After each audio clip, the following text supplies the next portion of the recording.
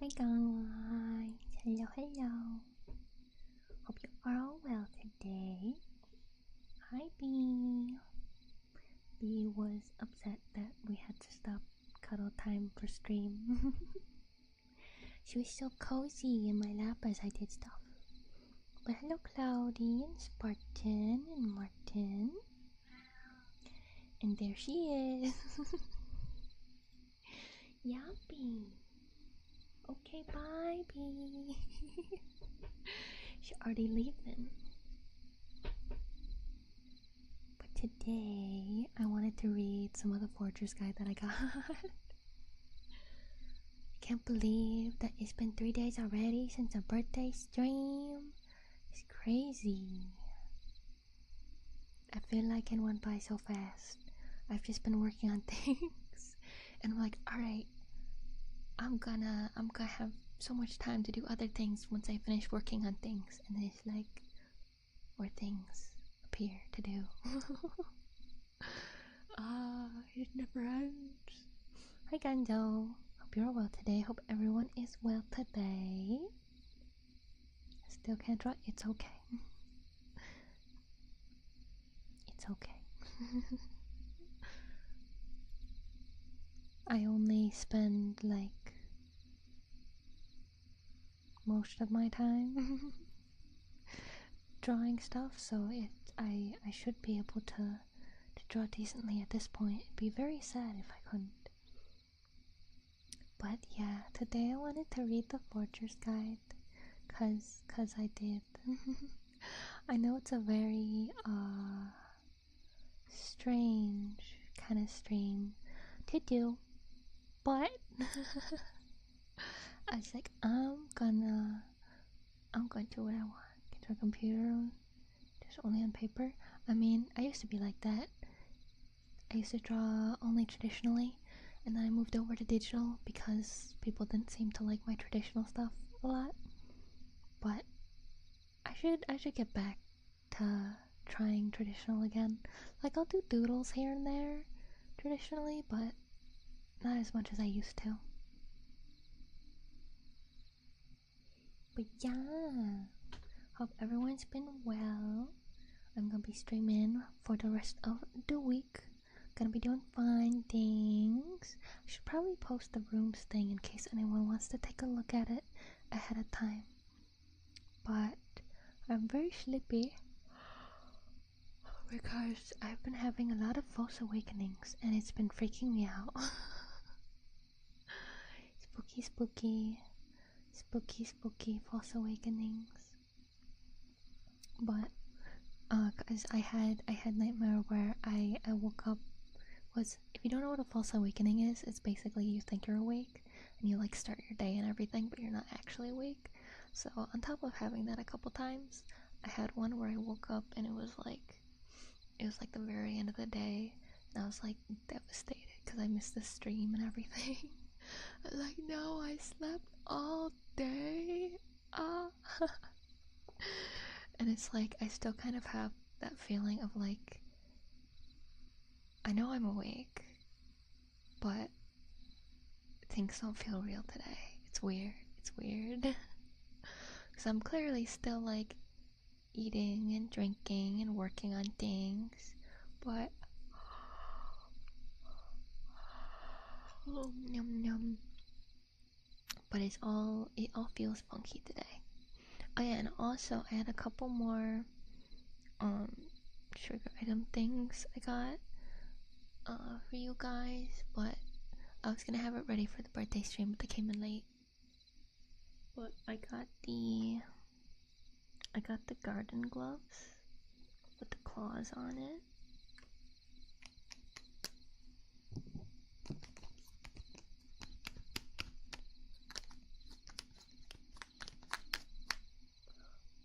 And I think it'll probably be cooler against things rather than just clicking them.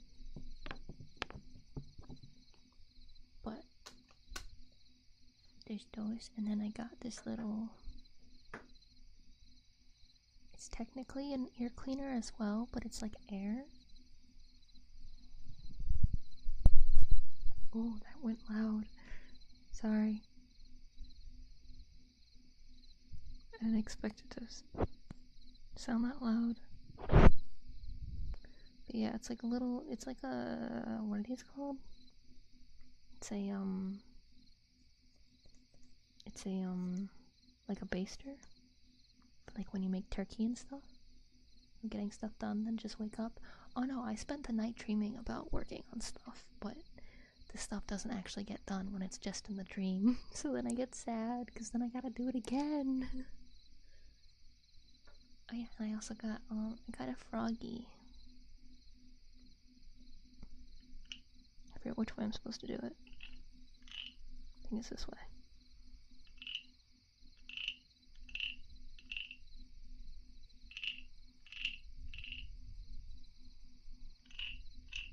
Pretty cool. Thank you, Matt Hayes, for the follow. Welcome in. Hope you're well today. But yeah, that's the froggy. I think it sounds nice. Nice little guy. Oh, and thank you for the stretch. I shall do that. And then we'll get to our reading since I showed you guys the new things I got. Oh, my shoulder.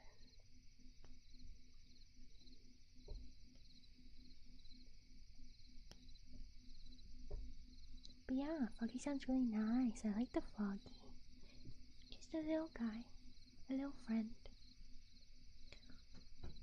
But let's get to learning. So you guys, as usual, Get nice and cozy. Nice and cozy. Relax and chill. And I am going to read to you the Foragers Harvest 101. So hopefully you don't have to worry about studying. You don't have to worry about like reading and taking notes and stuff. Hopefully if you listen while you rest and sleep, it will just kind of like seep into your brain, and then you will learn. So hopefully we can learn something from this together. But let me get to it. Oh wow, there's even a QR code. I still don't know how those work. I've never once scanned a QR code because I don't know how you do that. Like there was one time where I went to a restaurant in the city with a friend because they wanted to show me the place. It was like a Japanese restaurant, and we walk in and they're like, here's the QR code you can scan for the menu. And I was like, huh? What? Hi Gender, welcome in. Ready to listen, learn? I'm glad we're in. Sleep session, thanks for being my chosen streamer tonight. No problem. People fall asleep even when I'm playing games because of my voice, so hopefully I'll be able to help you get to sleep. Alright. You know, I feel like a lot of people skip the acknowledgements in books, but I think I'll read that as well.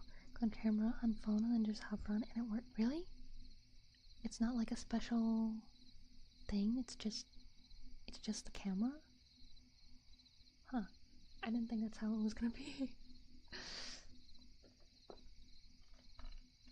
But, wow, that's easier than I thought. Well, now I know. If I remember.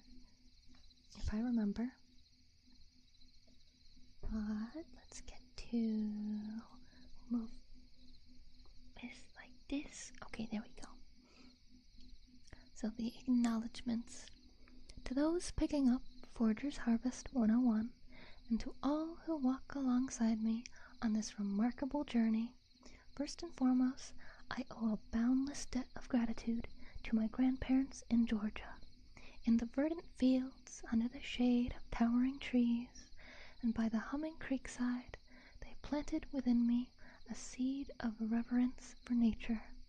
They taught me not just to observe, but to feel, to sense the heartbeat of the land, and to appreciate the stories whispered by the winds. It was in those early days, with dirt under my nails and the scent of wildflowers in the air, that my love for the natural world took root. This book is not solely a testament to my experiences, but also an ode to their wisdom and love.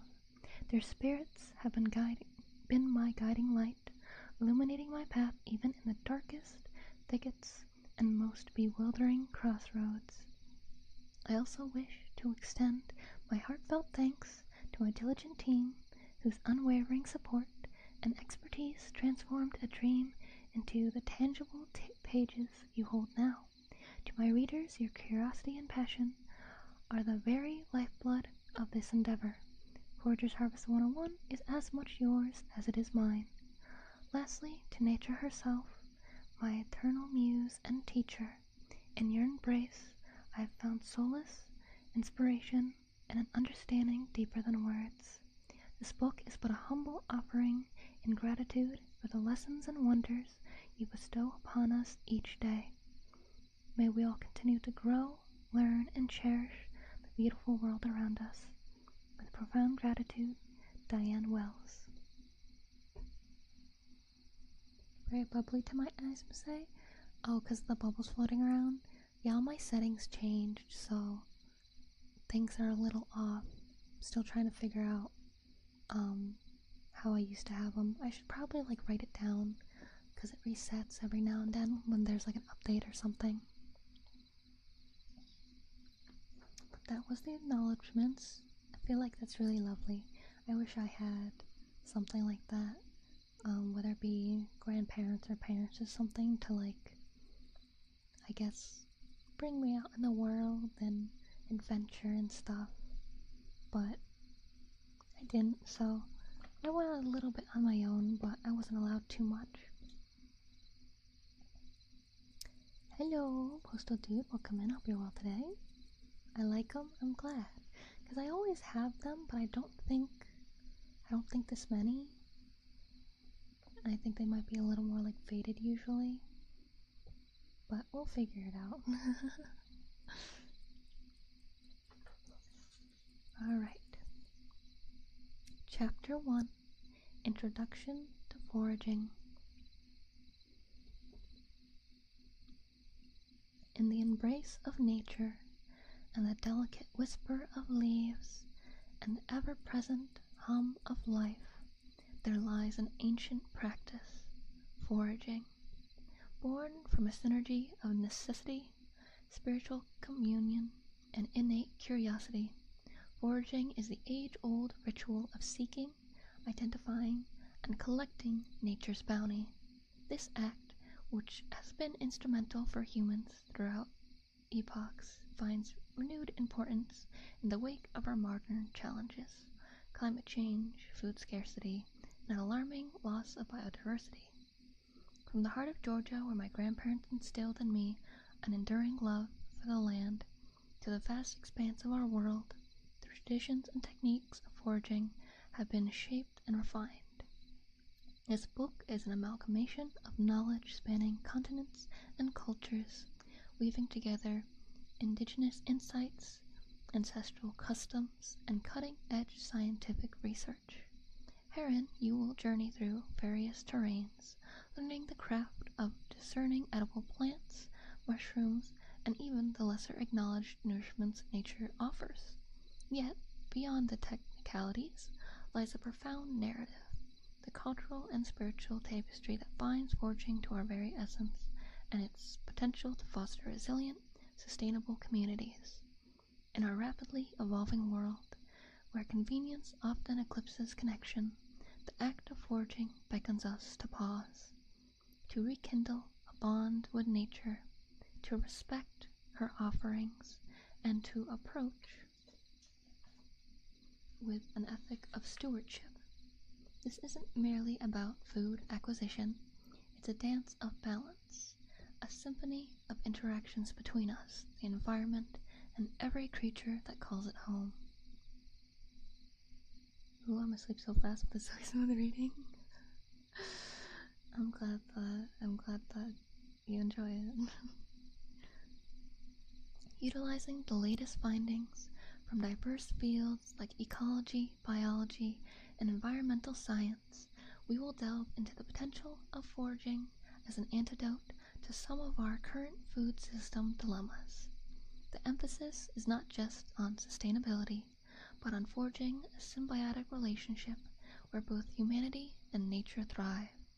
Whether you are a novice with tentative steps into this world, or a seasoned forager seeking deeper insights, this book aims to be your compass. It is an invitation to not just understand, but to feel, to imbue your foraging pursuits with mindfulness, gratitude, and a fervent commitment to a more equitable and verdant world. Foraging is not merely an act, it's a philosophy, a way of life, a testament to our evolutionary history, and perhaps a beacon for our future. Join me as we embark on this enriching exploration, rekindling a connection that's as old as time. Hi, little weekly Patreon, welcome in, hope you're well today. A brief history of foraging. Foraging, the ancient art of seeking out wild food sources, has its roots deep in our ancestral lineage. Before the dawn of agriculture, our predecessors roamed the earth, gathering edible plants as the primary means of sustenance. Seasons dictated their diets. Nuts and roots were collected and stored for leaner times, while fresh fruits and vegetables were consumed immediately, relishing their fleeting abundance. As the wheel of time turned, bringing forth the Neolithic Revolution. Nomadic tribes transitioned from their wandering ways, choosing to settle and domesticate both flora and fauna. This pivotal shift transformed the sporadic act of foraging into a more structured and systematic process, what we now recognize as harvesting. As early civilizations burgeoned, the notion of cultivated land solidified, evolving with the rise of the merchant societies of antiquity. The harvest, once a communal act of gathering, morphed into an expansive industry. Tree farming and market gardening emerged, their roots tracing back to vegetable gardens of ancient times, flourishing through the Middle Ages and adapting with the sweeping changes of the Industrial Revolution. The 19th century witnessed another metamorphosis in foraging. With the proliferation of urban allotments and private gardens, foraging transitioned from purely rural activity to an urban one. Advances in botany, coupled with an influx of specialized literature, demystified plants and their myriad benefits, rekindling an interest in foraging. Urbanites, armed with newfound knowledge, often dabbled in foraging during their sojourns to the countryside, although restrictions in protected areas occasionally curtailed their endeavors. The 20th century heralded diverse food acquisition philosophies. The hippie movement of the 1960s, with its clarion call to return to nature and community-centric ideals, breathed new life into foraging. Fast forward to 2008, and the peace and love movement in Yorkshire epitomized communal spirit and resilience. The town of Todmorden, grappling with the clutches of recession, pioneered the incredible edible initiative. Residents collaboratively cultivated orchards and urban vegetable gardens, freely accessible to all. The ethos of collective consumption and support resonated globally, giving rise to around 700 similar initiatives. Today, while many embark on foraging expeditions for sheer pleasure, there is an undeniable resurgence in its popularity, be it the thrill of stumbling upon a delectable mushroom, the ones that you guys like, the joy of identifying a forgotten herb, or the allure of unearthing a culinary gem. Modern foragers are reconnecting with nature in a myriad of ways, celebrating an age-old tradition that's as much about sustenance as it is about soul. Let me take a drink real quick.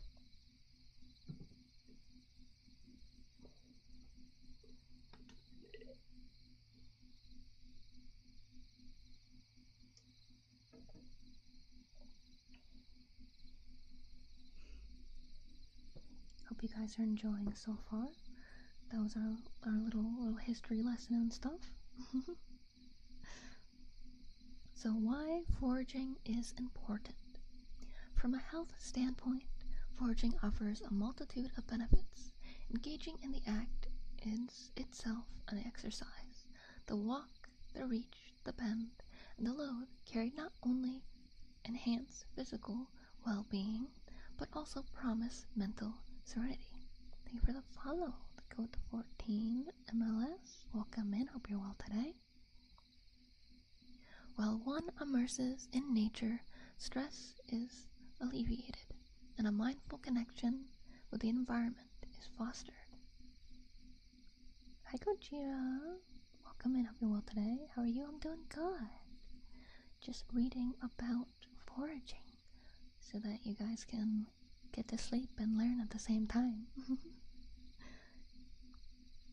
Moreover, the wild foods harvested, ranging from berries and nuts to roots and greens, are nutrient powerhouses, teeming with vitamins, antioxidants, and omega-3 fatty acids. Such bounty bolsters the immune system, potentially warding off illnesses and enhancing cognitive functions. Everyone, regardless of their background, can embrace foraging. It doesn't necessitate specialized tools or deep pockets. All it requires is a basic understanding of safety and ethical guidelines. By tapping into these naturally available resources, we not only connect with nature, but also minimize food wastage, and our ecological footprint. I love sleep learning. I'm glad. Thank you for the sippy. I'll take one.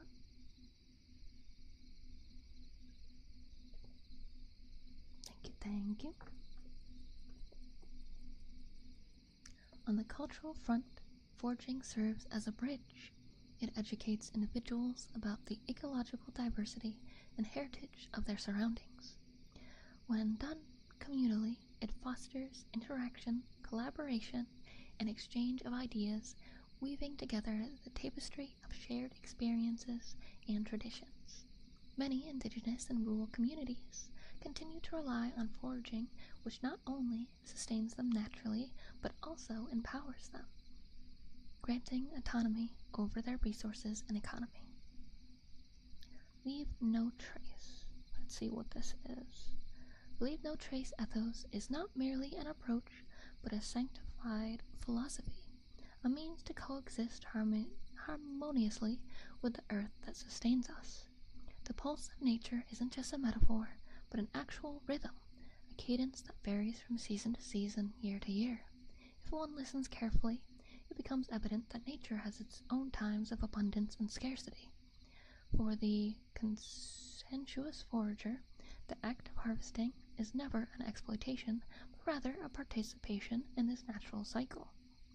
To forage ethically is to attune oneself to these rhythms, taking only what is abundant and leaving behind enough for the natural world to continue its own processes of renewal. The delicate balance is at the heart of sustainability. When we pause to consider whether our actions contribute to or detract from this balance, we elevate our practice of foraging from mere gathering to a form of ecological stewardship. Yet, the ethos of sustainability foraging extends beyond the individual. It is deeply woven into the fabric of community. Herein lies another layer of ethical consideration, the acknowledgement and respect of the rights, traditions, and wisdom of local indigenous communities. How tempting it is to tread where curiosity leads, yet how essential it is to pause and ponder the secure permissions and embrace the wisdom passed down through generations. The foraging community is at its best is a confluence of shared knowledge and mutual respect, where elders mentor the young, and every discovery is celebrated as a collective triumph. Of course, this relationship with both nature and community demands vigilance for personal safety, your well-being watch, if you will. This is not merely about avoiding the poisonous berry or the toxic mushroom. It's about nurturing a kind of wisdom that blends caution with curiosity, equipping oneself with tools and knowledge that ensure not only successful foraging, but also the long-term well-being of the ecosystems we engage with. In a world increasingly divorced from the rhythms of nature, to forage is to remember our primal relationship with the earth. But remembrance must be accompanied by responsibility. The ethics and sustainability of foraging are not mere checkboxes, but are woven into every action we undertake in the wild. Thus, this lens, the leave no trace philosophy, ceases to be an abstract concept. It becomes a lived reality, a way of moving through the world that honors both the fragility and the resilience of the natural systems that sustain us. And in the honoring, we don't merely take, we give back in the form of respect, mindfulness, and deep, abiding love for the wondrous planet that we call home. Where to forage? Unveiling nature's treasures requires more than just an inquisitive spirit. It demands a knowledge of what these bounties lie. As the sun casts its golden hue over meadows, forests, and coastal areas, it illuminates patches rich with edibles waiting to be discovered. The journey of foraging is as much about understanding the land as it is about the edibles themselves. Here you'll learn the best terrains, opening doors to a world of culinary and medicinal riches. Forests and woodlands. Tucked beneath the canopies of towering trees and set against the backdrop of rustling leaves, forests and woodlands beckon with the promise of nature's riches. This diverse ecosystem, with its layers of undergrowth and dappled sunlight, is a veritable playground for the forager. Depending on the season and the forest's geographical location, one must stumble upon patches of ripe blueberries hidden under their green foliage, or their subtle scent of wild garlic wafting through the air. Autumn might unveil the treasures of hazelnuts left forgotten by squirrels, or the elusive morel mushroom peeking from beneath the fallen leaves. The key to successful foraging in such areas lies not just in keen observation, but also in understanding the forest's rhythm. Dawn, for instance, is an opportune time to forage. The morning dew shimmering under the first rays of the sun can highlight less trodden paths, often leading to richer bounties. However, as well as with all foraging, respect for the habitat is paramount. One should tread lightly, ensure they leave no trace behind, preserving the forest's magic for generations of forages to come. Hi Hex, welcome in. I hope you're well today. We're reading a forager's guide, so you guys can learn as you rest. Meadows and grasslands. Stretching vast and unbroken, meadows and grasslands paint a picture of nature in its most serene form. With the horizon in sight and the sky overhead, these open landscapes provide a diverse section of edible treasures for the discerning forager. Unobstructed by dense tree canopies, sunlight bathes these terrains generously, giving life to an array of plants that thrive in open spaces. Come spring, wildflowers bloom in a riot of colors, many of which, like chamomile and dandelions, are not only beautiful to behold, but offer culinary and medicinal benefits. As seasons progress, the tall grasses sway, revealing pockets of edible herbs such as wild thyme and rosemary, their fragrances carried by the wind. Nettles, often overlooked due to their sting, can be harvested and transformed into a rich soup or tea. Meadows, especially with their moist soil, can sometimes offer surprises like the wild onion or even the occasional wild strawberry patch. Just as in forests, the time of day can influence one's foraging success. Early mornings, when dew adorns the grass blades and petals, might make it easier to spot those plants that are otherwise concealed during the heat of the day. Coastal areas and beaches. The sounds of waves, the touch of brine on the lips, and the horizon that seems infinite, coastal areas and beaches offer more than just scenic beauty and tranquility. These marine-fringed territories are a trove of unique edible gems. Seaweeds like kelp, dulse, and sea lettuce cling to the rocks, absorbing nutrients from both sea and sunlight, waiting for the forager's hand.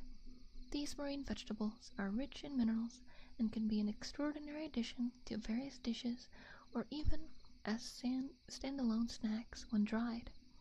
Beyond plants, one might also find shellfish, like mussels and clams, buried just beneath the wet sands, though extreme caution and local knowledge are essential to ensure safe consumption. Coastal herbs, such as sea purslane and samphire, can be found sprouting amidst dunes and cliffs, adding a salty crunch to meals. However, the ocean's bounty demands respect. Always check local regulations and be aware of red tide or other contamination warnings to ensure that your seaside harvest is both bountiful and safe. Urban foraging. Amidst the buzz of city life, between the concrete pathways and towering skyscrapers, nature stubbornly finds its way. Urban foraging is the art of recognizing and harvesting these resilient offerings. Vacant lots, community gardens, and even your own backyard can conceal unexpected delicacies. Plants like dandelions, which many consider weeds, sprout in corners and cracks, offering both edible leaves and roots. City parks, with their wide variety of plants, can be a veritable feast for the observant forager. But urban foraging comes with its own set of challenges. It's essential to be wary of pollutants, pesticides, and other urban contaminants, getting permission where needed, understanding local bylaws, and practicing sustainable harvesting are paramount in these environments. Private lands and farmlands. Lush private lands and expensive farmlands, with their cultivated and sometimes wild sections, can be tempting for foragers. Rows of apple trees, patches of wild berries, or the inviting sight of mushrooms after a rainy spell can be foragers' dream. But these areas come with boundaries, both seen and unseen. It's not merely about trespassing. It's about understanding and respecting the hard work farmers put into their lands. Before embarking on a foraging journey here, always seek permission. Many landowners might be open to a conversation, sometimes even providing invaluable insights on where and what to forage. They also know areas to avoid due to pesticides or other treatments. This mutual respect and understanding can lead to a beneficial exchange for both parties. With consent, a forager can explore these lands, ensuring they harvest responsibly, always leaving enough behind, and potentially sharing their discoveries and knowledge with the landowner. Essential foraging tools. As one steps into the verdant realms of nature, seeking to uncover its edible secrets, being equipped with the right tools becomes paramount. They say paramount a lot in here. These tools not only ease the process, but also ensure that foraging remains sustainable, safe, and rewarding. Each piece of equipment plays its distinctive role, marrying science, tradition, and practicality to facilitate a harmonious interaction with the wild. The quintessential foraging bag or basket serves as the trusted companion of every forager. Woven baskets, with their open structure, allows for air circulation, ensuring that the collected edibles remain fresh. The gaps between the weaves also let tiny seeds, dirt, and debris fall through, naturally sifting the harvest. Bags, especially those made of breathable materials like cotton, can serve a similar purpose. Their flexibility makes them suitable for varied terrains, from dense forests to open meadows. Next in line is a field guide and identification books. And while the book in your hand serves as a comprehensive guide, the world of foraging is vast, and regional specificity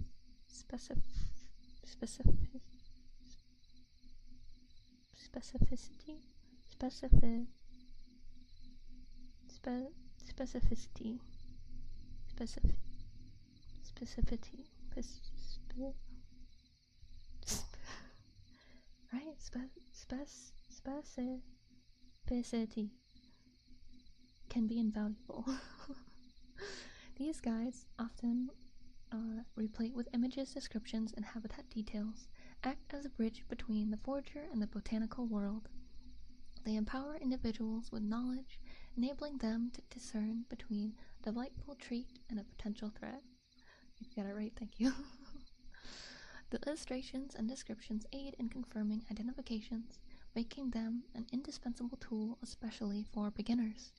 One of the most revolutionary tools available to modern foragers is the advent of mobile apps designed to identify plants through image recognition. These applications, which often leverage machine learning and vast botanical databases, allow foragers to simply snap a photo of a plant, after which the app will provide potential matches along with detailed information about each species. This near instantaneous identification can be invaluable in the field, especially when confronted with an unfamiliar specimen. A knife or scissors is more than just a cutting tool. It's an extension of the finger's intent. A sharp knife can deftly harvest plants without causing undue harm, ensuring the plant continues to thrive. Scissors with their precise snips are excellent for collecting delicate herbs or flowers. They allow for selective foraging, ensuring only the ripe or abundant parts are harvested while the rest is left undisturbed, fostering sustainability. It becomes vast expanses of nature. It's easy to lose oneself, both metaphorically and literally. GPS becomes the anchor in such scenarios. While the allure of wandering might be enticing, having a reliable means to navigate ensures safety. Modern GPS devices, often compact and user-friendly, can help foragers mark specific spots, be it a bountiful patch of berries or a rare medicinal herb. For those inclined towards tradition, a compass coupled with basic navigational skills can be equally effective. Finally, the humble notebook and pen might seem archaic in a digital age, but its value is timeless. Documenting personal experiences, sketching an unknown plant, jotting down the location of a particular patch, or simply penning down reflections, the notebook becomes the canvas. It evolves into a personalized field guide, capturing the nuances of each foraging expedition. Over time, it transforms into a chronicle, bearing witness to the forager's journey, growth, and their ever-evolving relationship with nature. Armed with these tools, the forager is not just equipped, but empowered. They stand at the confluence of the ancient and the modern, ready to delve into nature's pantry with respect, curiosity, and a sense of wonder. Alright, on to Chapter 2, Identification of Wild Edible Plants. Thank you for the follow. Beatrice in queso. Welcome in. Hope you're well today. Sorry if I said that wrong. Actually, let me put some chapstick on first before I keep reading. Have a little sippy too.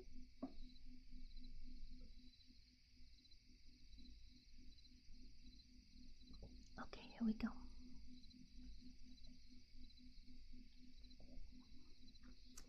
Identifying plants accurately stands at the crux of successful foraging. The very act of foraging taps into our most primal instincts, tracing back to times when our ancestors roamed the earth, gathering wild foods. Yet the landscape has shifted, and in today's world where supermarkets simplify choices, many have lost the innate knowledge once held about the natural world. Venturing into the wilderness without the proper ability to discern one plant from another can have severe, sometimes fatal consequences. Edible and toxic plants can be deceptively similar, making it perilously easy to mistake one for the other. For instance, the innocent-looking wild carrot shares an uncanny resemblance to the deadly poisonous hemlock. A simple misstep in identification can lead to ingesting harmful toxins instead of nourishing sustenance. The importance of plant identification extends beyond just individual safety. As foragers, there's a responsibility to protect and preserve the very environment that offers its bounty. Accurate identification ensures that only the intended plants are harvested, preserving the delicate balance of ecosystems. Misidentification can lead to the unintended collection of rare and endangered species, further pushing them towards the brink of extinction. Conservation isn't just about leaving no trace, it's about ensuring that the footprints left behind are of informed and conscientious steps. An informed forager not only safeguards their well-being, but contributes to the broader health of the planet, ensuring that wild spaces continue to flourish and provide for generations to come. Plant identification techniques. Morphological plant features. Diving into plant identification, one quickly realizes that the nature provides a myriad of clues, subtly hinting at the identity of each plant. Among the most reliable of these clues are the morphological features of plants, tangible aspects that we can see, touch, and sometimes even taste or smell. Leaves, often the most accessible parts of plants, are rife with details. Their shapes can range from the simple ovals of some oaks to the intricate lobes of maples. Margins, or the edges of leaves, too, offer clues. Some might be smooth, called entire, while others can be toothed, serrated, or even lobed. Observing how leaves attach to stems, known as their arrangement, can be equally revealing. They might be opposite, alternating, or even whorled in their layout. The intricate network of veins on a leaf, its ventilation, or venation,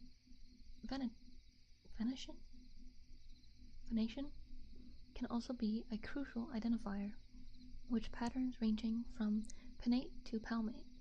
Lastly, the color of leaves, especially in seasons other than spring, can vary wildly and provides hints, especially when looking at undersides which might differ in hue.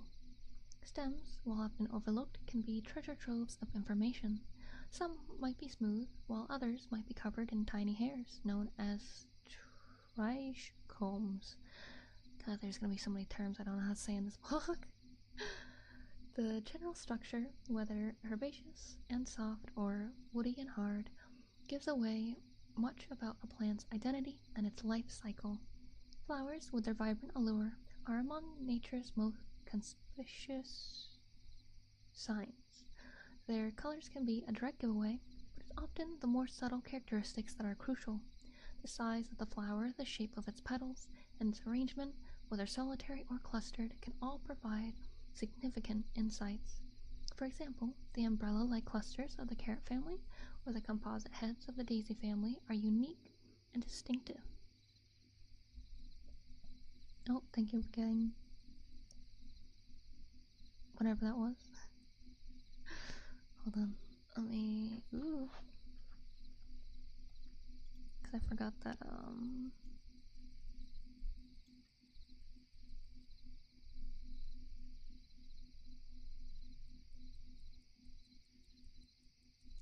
Wow, you're fast with that.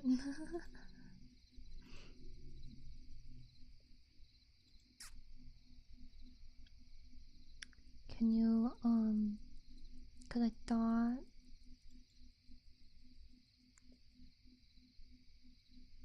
thought it would show me things, but I guess it won't.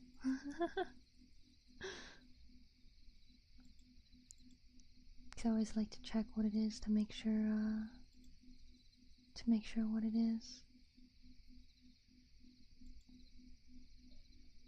Okay, where was I? I think it was right here. Let me put, there we go. Then come the fruits and seeds, which not only carry life, but also tales of the plants they come from.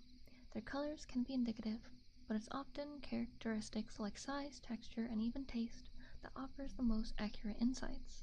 A word of caution here.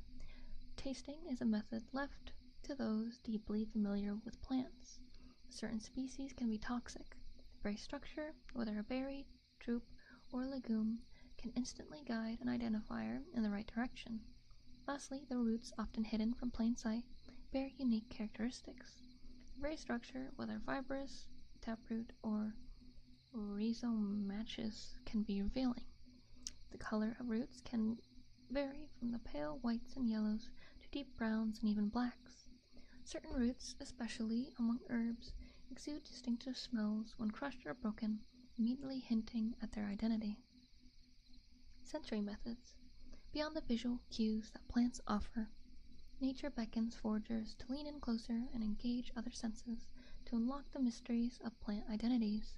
By weaving together the impressions captured through smell, touch, and taste, a more profound understanding of the botanical world emerges. Some plants emit fragrances so distinctive that even with closed eyes one can name them.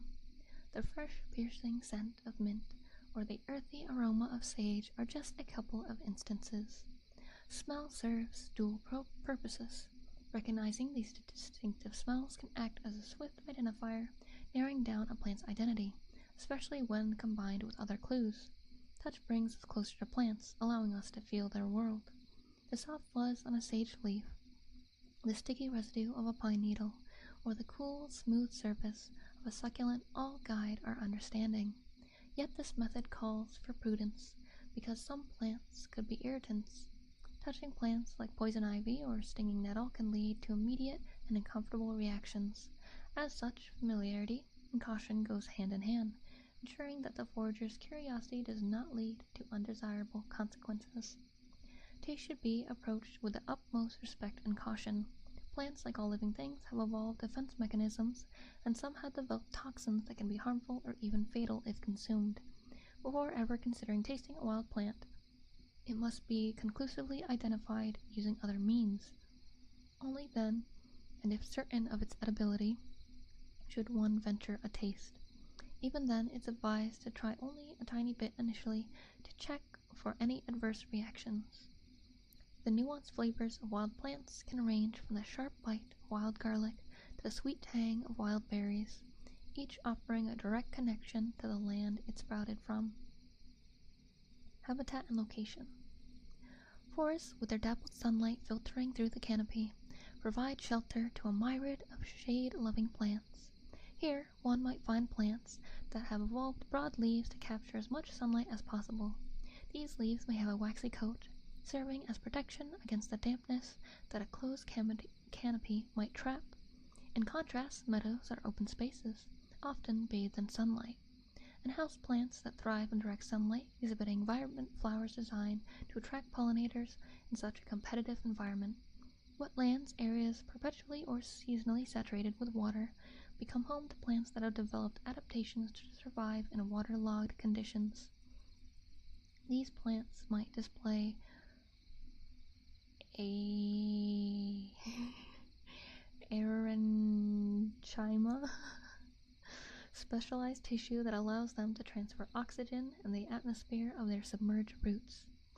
Deserts on the opposite spectrum, with their arid conditions, host plants that have mastered water conservation. Succulents, with their fleshy leaves that store water, or plants that, with deep taproots to access groundwater, become iconic to such habitats. But it isn't just the broad habitat types that influence plant distribution. The very soil they anchor themselves in can be a detriment to their presence. Some plants prefer acidic soils, often found under coniferous forests, while others may thrive in alkaline conditions, like those seen in coastal regions with limestone rocks. The texture of the soil, be it sandy, loamy, I don't know what that means, or clayey, can also dictate which plants flourish. Certain plants have evolved to extract nutrients from poor soils, while often are found in rich, fertile grounds, often near riverbanks or floodplains. Altitude, too, weaves an influence in this tapestry. As one ascends a mountain, the drop in temperature and atmospheric pressure brings about a change in the plant community.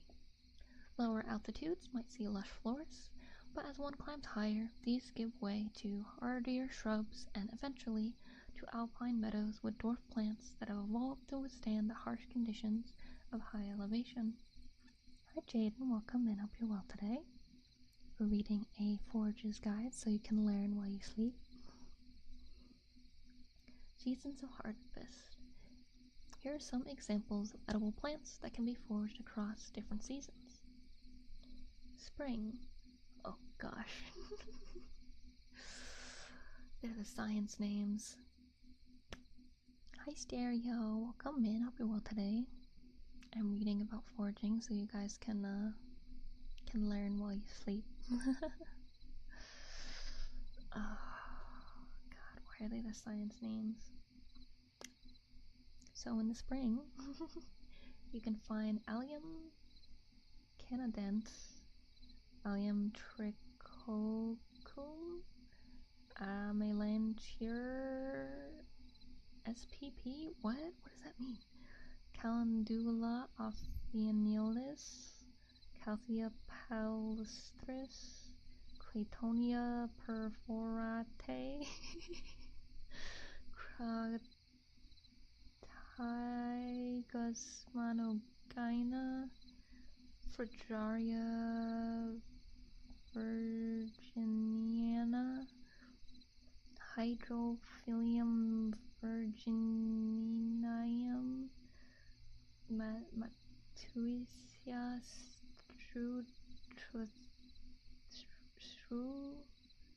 Theopotheris. Sleepy bum working out and learning, yeah. Hi, kitty, yeah. My kitty is here with me at all times. And sometimes she will visit in real life. She popped in earlier. I think I'm gonna skip the list of the species that are available in the seasons, because I don't know if I'm saying any of these right. These are very strange. Anyway, skipping that. Poisonous plants to avoid. I hope those are some science words, yeah.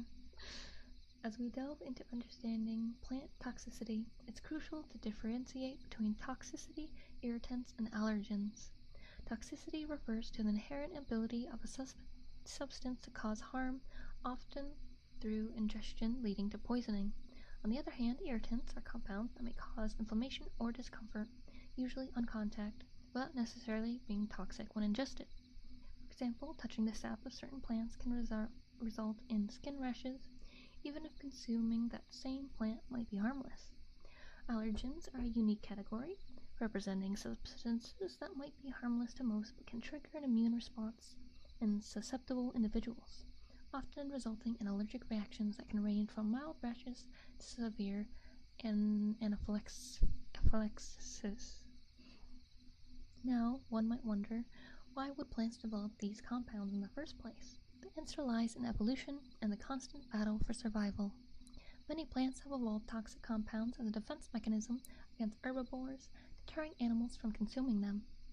These protective measures, developed over millennia, ensure that the plant species can continue to thrive and reproduce without constant threat from hungry predators. From mildly noxious flora to deadly poisonous specimens, the range is vast and frequently surprising. Some plants, although toxic in certain parts, can also have nourishing edible sections. An intriguing detail lies in how the toxic effects of certain plants are neutralized through specific preparation methods, such as boiling or fermenting. The age of the plant can play a significant role as well. A plant that might be dangerous at one stage in its life cycle can be entirely safe at another. Furthermore, many toxic plants possess a beguiling beauty or closely resemble their benign counterparts, potentially misleading an uninformed forager into making a risky choice. Toxic trees and shrubs. One of the most notable among toxic trees is the yew tree. While this evergreen might look unassuming, almost every part of it, especially seeds, is deadly if ingested, containing a compound called taxine that can lead to cardiac arrest. Ironically, the only safe part of the tree is its red, fleshy arrow, which surrounds the seed, a tempting treat for birds who discard the toxic seed within. The locust tree provides a lesson in deceptive appearances. Its fragrant white flowers are edible when cooked. However, other parts of the locust tree, especially the bark and shoots, contain a toxin called robin's robin, which can cause nausea, weakness, and even death in severe cases. Venturing lower to the shrubs, we encounter the likes of the orlander, often used for ornamental purposes because of its stunning white, pink, or red flowers. Every part of the oleander is lethal. Its leaves and stems cause several toxic compounds like orlandrin and nerine that can affect the heart and digestive system, leading to symptoms ranging from vomiting and diarrhea to irregular heartbeats. Similarly deceptive is the elderberry shrub. While the flowers, ripe black or blueberries, of some elderberry species are often used in pies and jams, their leaves, stems, and even the seeds within the berries contain cyanogenic glycosides. This compound can release cyanide when digested, leading to a variety of symptoms like nausea, vomiting, and more severe metabolic and respiratory distress if consumed in large quantities. Another shrub to be wary of is daphne. Its berries might look tantalizing, especially to children, with their bright colors and fleshy appearance. Consuming even a few can lead to serious complications due to the toxic compounds they contain, resulting in symptoms ranging from burning sensation in the mouth and throat to a drastic drop in blood pressure. Poisonous fungi and algae. Mushrooms, the founding bodies of certain fungi, have long been sought after for their culinary attributes and medicinal properties. Yet hidden among the delectable chanterelles and prized truffles, and those like the death cap and the destroying angel. What a name! Destroying angel. These sinister-sounding fungi, Amanita phalloides and Amanita virosa, respectively, are well named. Consuming even a small portion can lead to severe liver and kidney damage and can be fatal if not treated promptly. Their toxins, notably amatoxins, are not destroyed by cooking, and their effects can be delayed, giving the victim a false sense of safety before symptoms of vomiting, diarrhea, and abdominal pain set in. Oh, scary. Great names for mushrooms, I know, right? Crazy. Man, they look so unassuming too. They're just like white mushrooms. Crazy. The world beneath the waves is no less treacherous when it comes to toxic organisms. Marine algae, though respectable for producing a significant portion of the world's oxygen and serving as a primary food source in marine ecosystems, can sometimes bloom uncontrollably, leading to environments known as harmful algal blooms. During these episodes, certain species of algae release potent toxins that can poison marine life and indirectly humans who consume affected seafood. For instance, dinoflagellates, tiny photosynthetic organisms, can produce toxins that lead to conditions like paralactic shellfish poisoning, neurotoxic shellfish poisoning, and ciguatera fish poisoning. Notably, these organisms can cause red tides or harmful algae blooms, with coastal waters appearing reddish-brown as an indicator of their presence. The resulting conditions can manifest as a range of symptoms from numbness and tingling to digestive disturbances and, in severe cases, respiratory paralysis. Moreover, the threat of toxic algae isn't limited to marine environments. Freshwater blooms, often dominated cyanobacteria can produce a variety of toxins affecting the liver and nervous system. These cyanobacteria can often be identified in fresh water by the greenish-blue, sometimes slimy appearance, forming thick mats on the water's surface. Swimmers and recreational users of affected waters, or even pets drinking from these sources, can experience skin irritations, allergic reactions, and if ingested, more severe health implications. Because I name mushrooms, I want that job. Yeah, they do sound interesting. Symptoms of plant poisoning. Ingesting toxic plants can elicit a range of symptoms, often this is turning into a medical section, often beginning mildly but potentially escalating in severity. These manifestations vary based on the particular toxin involved, the quantity consumed, and individual sensitivities. Initial reactions might include a tingling or burning sensation on the lips, tongue, or throat. In some cases, this can progress into more intense oral irritation, excessive salivation, and difficulty swallowing. Stomach upset, often presenting as nausea or vomiting, is another common symptom. I keep saying system. It may be accompanied by diarrhea, cramping, or abdominal pain. Certain plant toxins can lead to a drastic drop in blood pressure, manifesting as dizziness, blurred vision, or even fainting. On the neurological front, symptoms may encompass headaches, disorientation, tremors, seizures, and in extreme cases, unconsciousness. Some toxic plants interfere with heart function, leading to palpitations, arrhythmias, or even cardiac arrest. Others might have a diuretic effect, causing excessive thirst and urination. There's also the possibility of experiencing difficulty in breathing, either due to throat swelling or direct impacts on respiratory function. In the event of skin contact with certain toxic plants, symptoms can be extremely evident too. This might range from mild irritation, itching, or rashes to severe blisters or chemical burns. While plant poisoning is suspected, swift action is essential. First, remove any remnants of the plant from the mouth and immediately contact emergency services, especially if the individual is unconscious, experiencing difficulty breathing, or displaying severe symptoms. For those conscious and coherent, it helps to identify the plant responsible either by gathering a sample or taking a clear photograph. This aids healthcare professionals in determining the best course of action. Activated charcoal can be a useful first measure since it binds to many toxins, preventing further absorption in the bloodstream. However, it's crucial to consult with a healthcare professional or poison control center before administering any treatment or remedy. In all cases of suspected plant poisoning, it's imperative to seek medical attention promptly. Even if symptoms seem mild or are receding, some toxins have delayed effects and cause long-term damage if not appropriately addressed. Remember, the natural world is abundant with wonders, but it demands our respect and caution. Knowledge, preparation, and prompt action are the best allies in navigating its changes. Universal Edibility Test. The Universal Edibility Test emerges as a beacon for foragers, a systematic procedure designed to identify which plants are safe to eat and which are not. While the test is invaluable, it is crucial to approach it with patience, as it is both time-consuming and demands meticulous observation. The premise of the test lies in the understanding that our bodies often give subtle signals when confronted with potential toxins. By isolating plant parts and inducing them gradually, foragers can monitor their body reactions, discerning edibility through methodical progression. The test begins with segregating the plant into its primary components: leaves, stem, roots, buds, and flowers. It's vital to remember that just because one part of a plant is edible, it doesn't guarantee the edibility of the whole. For example, while the leaves of the plant might be nutritious and delicious, its berries could be toxic. With the plant divided, the forager then selects a single component to test. The chosen part is first held against the inner side of the wrist or elbow for a few minutes to check for any immediate allergic reactions like itchiness or redness. If the skin remains unchanged, the next step is to prepare the plant part that they would for consumption, typically by boiling. Once prepared, the forager pulls a small piece of the plant component against their lips, waiting for about 15 minutes. If there's no burning or itching sensation, then they move the piece to the tongue, holding it there for another 15 minutes, ensuring they do not swallow. If this too doesn't yield any adverse reactions, they chew it slowly, again without swallowing, observing for any numbing or unsettling sensations.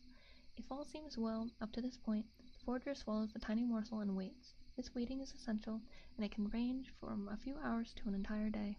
The body needs time to process and react to potential toxins. If after the duration the forager feels perfectly normal, with no nausea, dizziness, stomach cramps, or any discomfort, they can tentatively classify that specific plant part as edible. It's essential to repeat this procedure for each component of the plant, always ensuring there's no mixing to isolate any reactions and pinpoint edibility accuracy. Also, it's worth noting that the Universal Edibility Test is a guideline for unknown plants. Whenever possible, foragers should prioritize learning from local experts and relying on trusted field guides, as these resources offer time-tested wisdom, often saving time and potentially preventing harm. To understand the real-world application of this test, consider the wild potato. Its tubers, when prepared correctly, can be a delightful source of nutrition. However, its berries and leaves can be harmful if consumed. Another example is the elderberry tree. While its flowers and ripe berries, especially while cooked, are famous for syrups and pies, its leaves, stems, and unripe berries contain toxic compounds. The Universal Edibility Test would help differentiate between these contrasting edibilities, ensuring safe and informed foraging. Important note: the Universal Edibility Test is not entirely safe and should not replicate reliable plant identification methods. While it reduces some risk, it cannot account for all toxins, delayed reactions, or cumulative efforts. Foragers are strongly advised to rely on education, expert guidance, and trusted resources to identify safe plants instead of experimenting. It should be used as a last resort and in emergencies only. Best practices to enhance safety: learn to identify plants, rely on local experts, field guides, or apps for plant identification is far safer than testing unknown plants. Avoid high-risk plants. Plants with milky sap or almond-like odor or bright colors are often toxic. Foragers should avoid these altogether unless they have confirmed identification.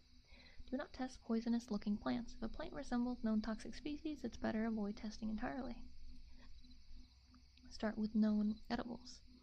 Foragers should prioritize plants they already know to be safe and only resort to universal edibility tests in emergencies.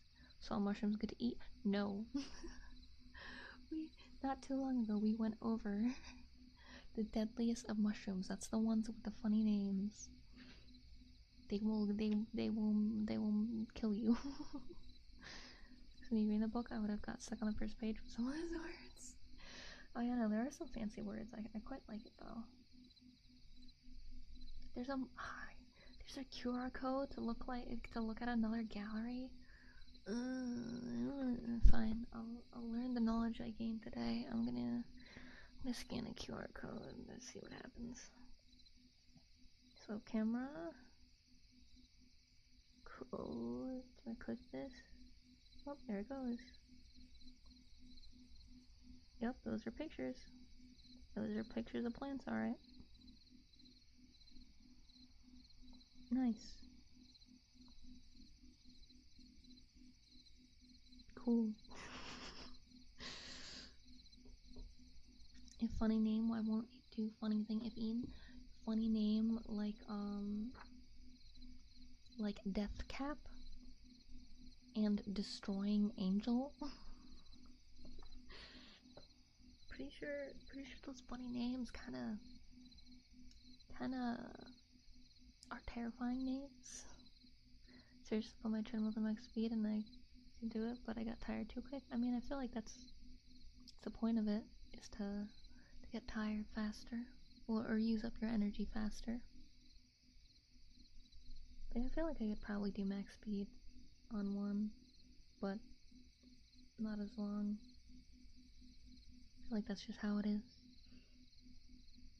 Okay. Finally, we are on to chapter 3, which is edible wild plants. Only took us an hour to get through the introduction. Can we turn my head incline on this thing? I forgot that's a thing. I always forgot you can do that. Alright. Well, every endeavor has been undertaken to present accurate and reliable information within this book. I must emphasize that I cannot assume responsibility for any adverse effects that may emerge with the employment of the plants detailed, be it for culinary, medicinal, or other uses. The knowledge shared in these pages stems from a tapestry of experiences, both those cherished moments with my grandparents and insights gathered over years of intimate interactions with the natural world, as well as meticulous studies, rigorous research, and, in this digital age, invaluable web sources.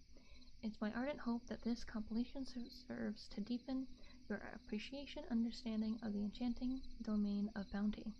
However, I beseech you, dear reader, to not interpret this information as unequivocal endorsements for consumption or application. The intricate tapestry of the botanical world is as layered and multifaceted as it is alluring, with certain species concealing components that could be detrimental. Thus, before venturing to utilize any plant, whether for nourishment, healing, or other endeavors, it's of utmost importance to engage in thorough research, possibly seeking counsel from seasoned professionals, especially if you find yourself navigating specific health scenarios such as diabetes, pregnancy, or the care of young ones. Your well-being and that of those you hold dear stands paramount, and while the alchemy of cooking can often mitigate certain undesirable elements in many species, prudence remains a cherished companion. As you journey through the botanical tapestry, may you do so with a heart brimming with curiosity, yet tempered by caution. Hi, this is Gemma. We are reading Foragers Harvest 101, so while you sleep you can learn. We just got through the intro, so now we are going to be reading about specific plants. First one, common name, maple trees. Family, Sapindaceae. Description. Acker, commonly referred to as maple trees, are a diverse genus within the Sapindaceae family. These deciduous or evergreen trees are best known for their stunning autumn foliage, which runs the gamut from vibrant yellows to fiery reds. Maple trees can grow from 10 to 45 meters depending on the species. Most maples bear small flowers in various arrangements and shades, typically yellow, green, or red, which develop into a characteristic winged fruits known as samaras. These trees are generally hermaphroditic, featuring both male and female reproductive parts, making them predominantly wind-pollinated. They are an iconic symbol of the fall season and often serve as focal points in landscapes and natural habitats. Although Sunday was good. We played some Gartic Phone, and I stabbed myself by accident when I was needle felting, and what else did we do? Yum yum yum. I don't remember. Are you okay? Yeah, no, it's just like needle felting, so it was a needle. So it's just a puncture to my finger. I found out later that I hit myself in a different spot, but it only took off the first layer of skin, so I didn't notice. But the other one, that was a stab. Like I was bleeding, but it's okay. Yeah, we did the sticker room puzzle kind of thing, and we. Oh, how's your finger, by the way? Let me look. I think it's just about okay. I can still see where I got stabbed, but should be fine. Like it doesn't hurt or anything anymore. It only really hurt that first day, so it's all good. No worries. It is not a hindrance anymore. Hi, Garbage. Welcome in. Hope you're well today. But oh, yum yum yum. Cause yeah, we did the sticker thing first, and then the needle felt thing, and then and then I read all the messages, and I revealed all the stuff, all the announcements, which was for those of you who weren't there, I announced that I now have a Patreon opening because on Twitch I can't offer the same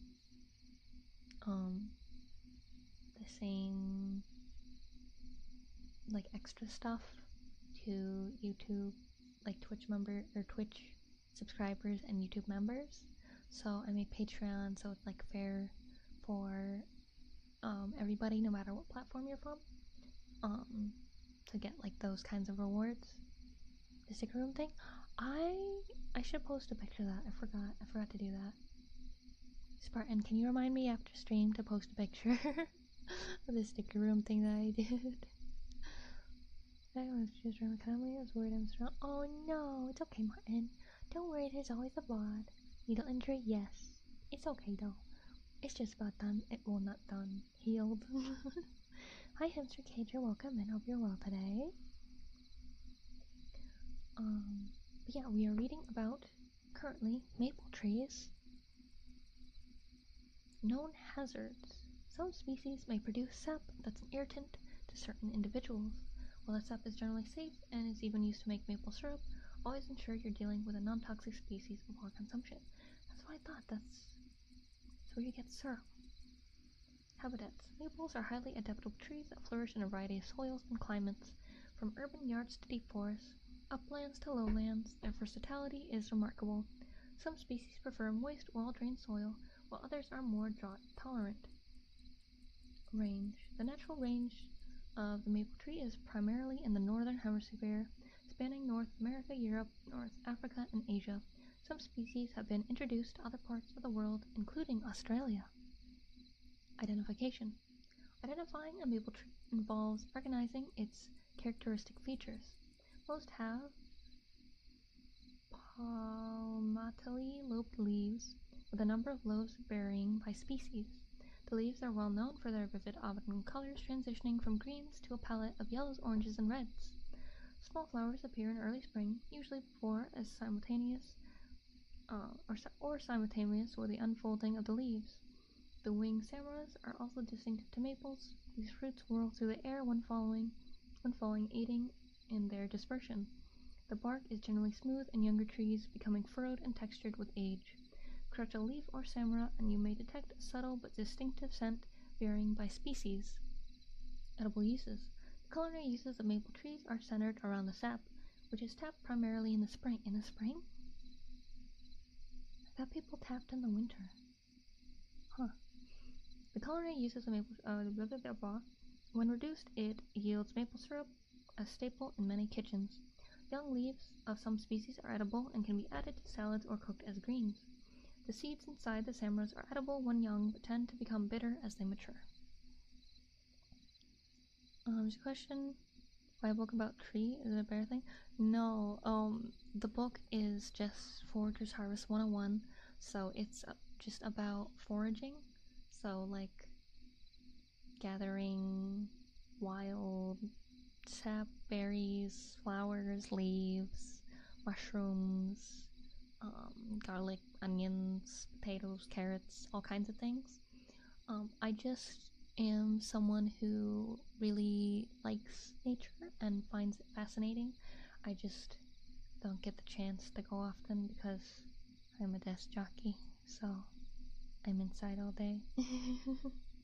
I wish I could have a forest inside of my room. That would be awesome.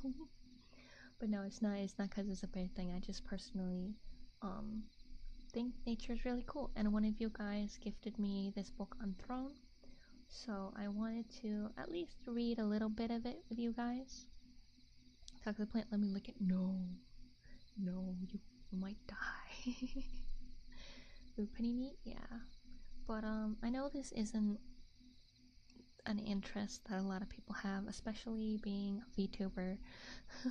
Most people are interested in anime and video games. And here I am talking about, can I eat this leaf? Nature's cool, yeah.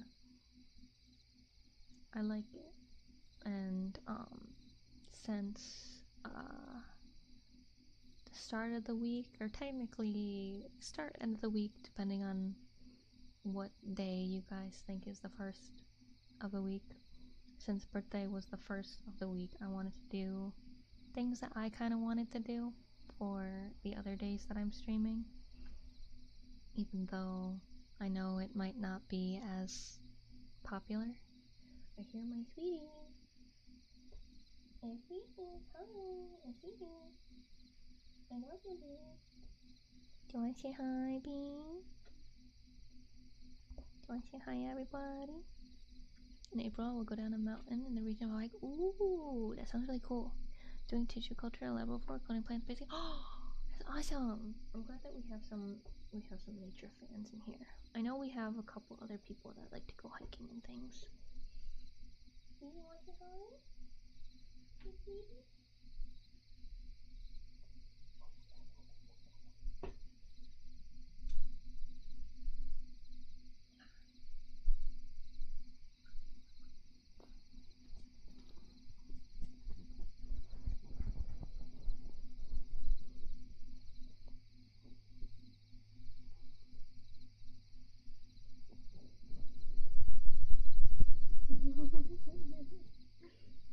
Yeah, baby?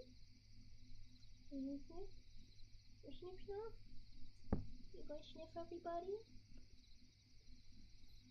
With your little snotty nose? Or you gonna try and take my seat? Get my seat, Toby. You can sit with me, though.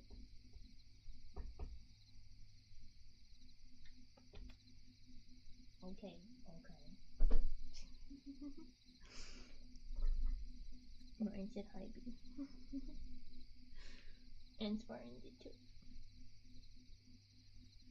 It's beautiful. If you want to see pictures, it is Sarah de Graciosa Perena. I will Google. Pop. Emojis. Ooh.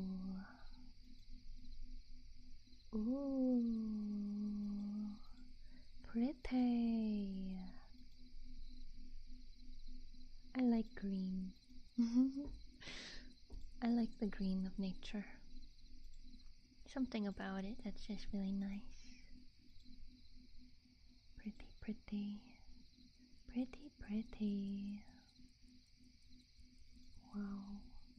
Whoa, the mountain. Wow, pretty. I wish I could see a mountain like that in the real life. That's really cool. Wow.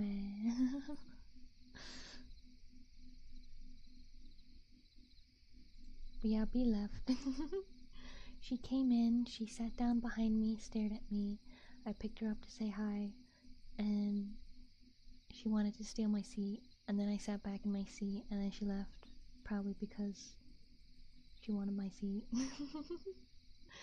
I think she just wanted more cuddles because we were cuddling before I started stream while I was moderating for my VTuber son and working on some stuff because I multitask a lot. And she really did. She was so comfy.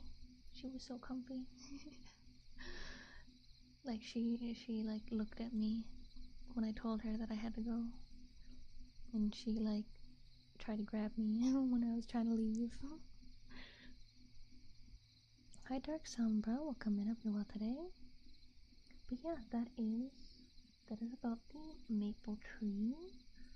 Oh no, we also have the medicinal uses. The medicinal benefits of the maple tree are mostly derivative from the sap.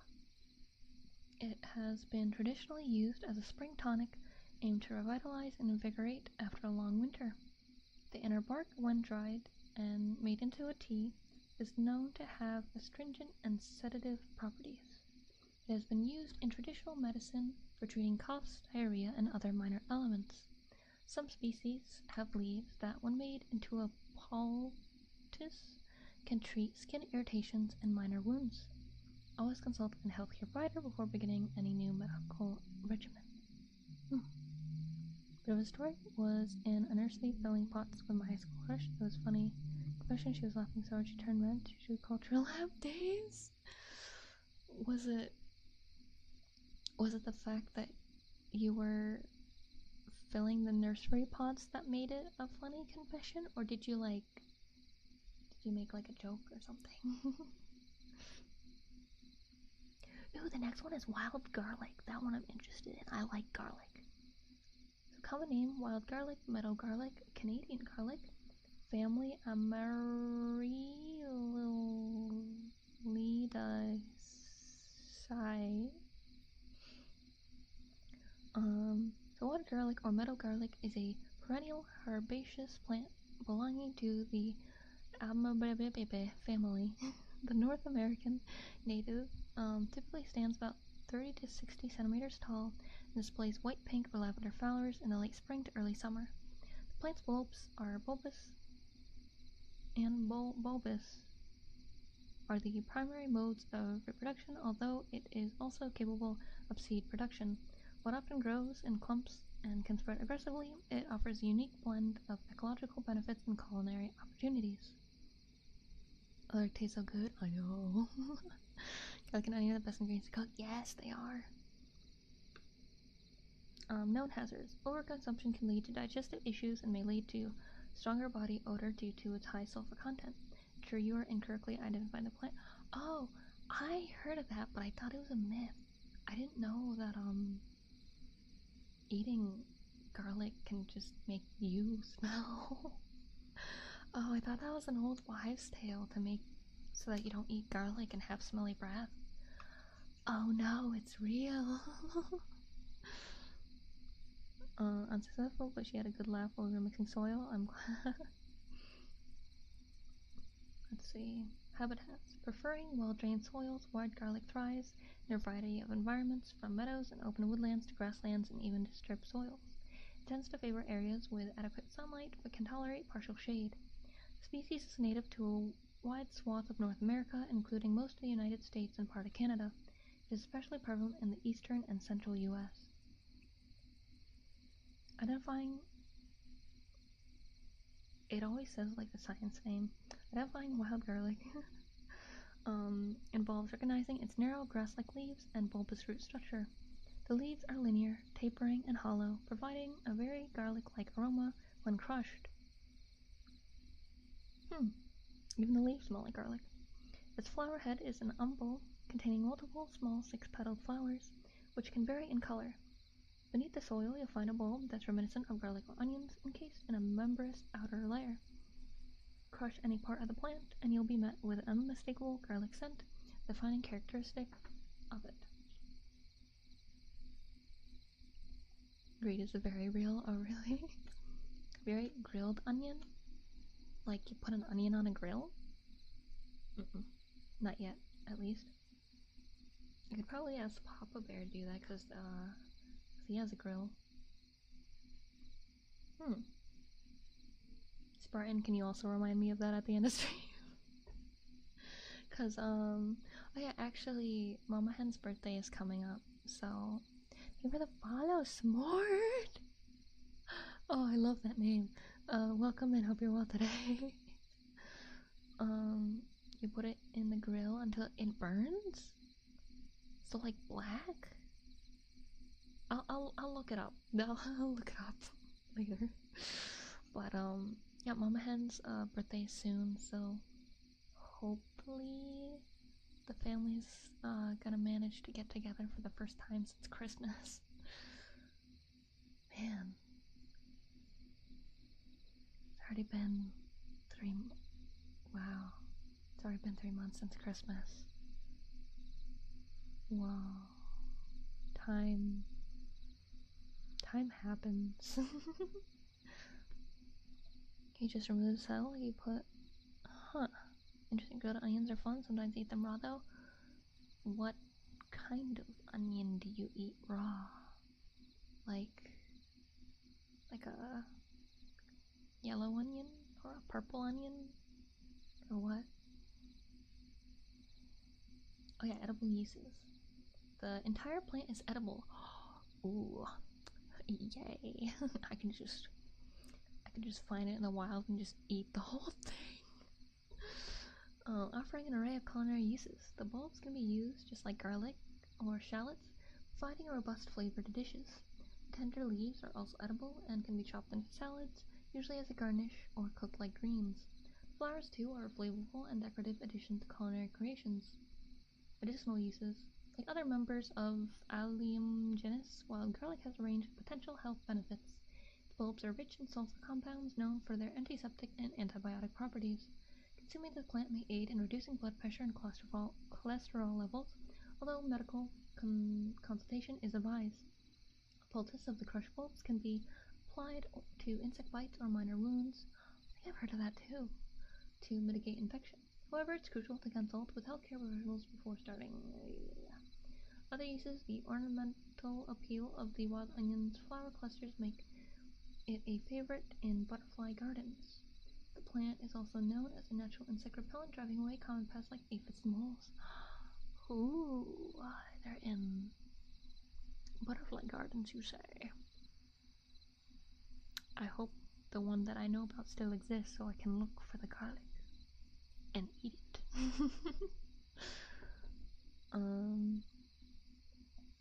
Anyone? The purple ones? Yeah, I hear the purple ones I put in the salad sometimes. I'm gonna be a little reason manhua. Ooh, what manhua, if I may ask? I am also a reader of the manhua. I've read a lot, honestly. I get through them so fast. Cause normally I spend like an hour getting ready for bed, and I usually read while I'm winding down, cuddling Whoopi. Huh. That yawn stopped midway. I want to finish my yawn. Come back. Where did you go? It's not happening. Or maybe?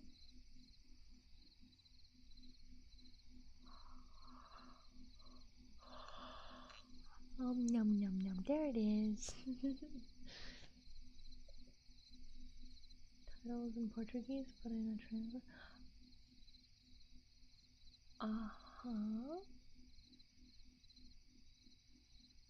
But the heir of the swordsman clan wants to live in peace. Let me see if I read that one. There's so many very similar titles.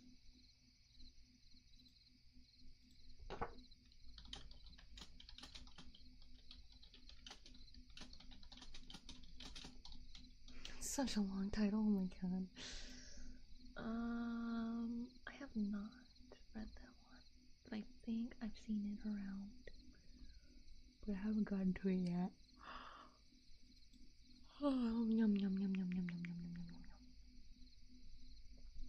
It is a Murim manual. I'm not sure what that means. Is that historical? Is that what that means? I read a lot of Master and Died of Old Age.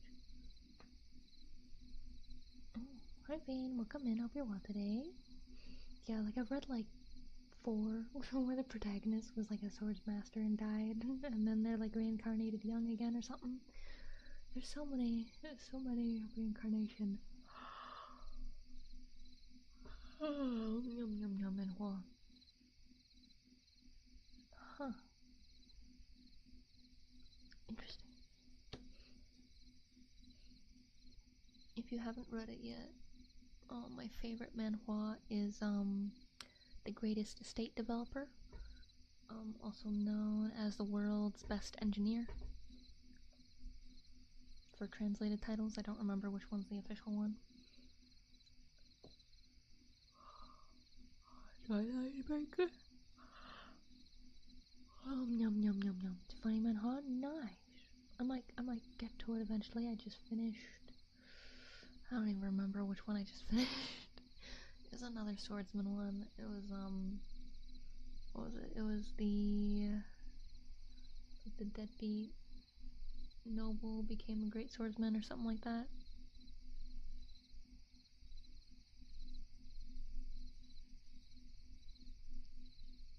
Is that you talked? Yes. Ooh, the next one is The Wild Leek.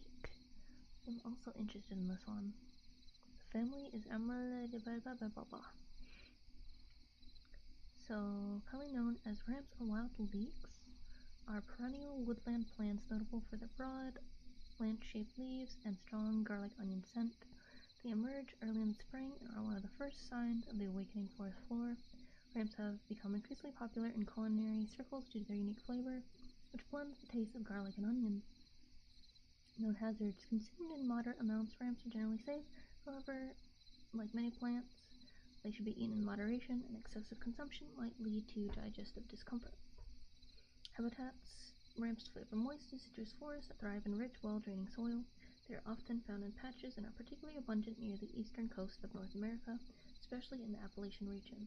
Man, I gotta go to the mountains. It's expensive.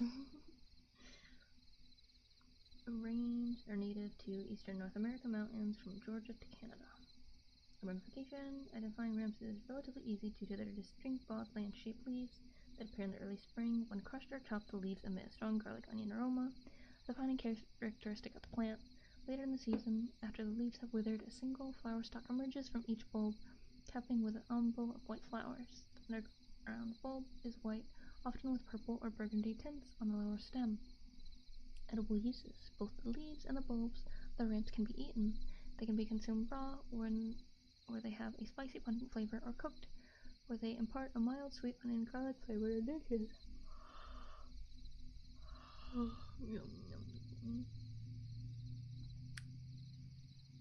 Ramps are a prized ingredient in gourmet cooking and are often used in salads, soups, and stir-fries.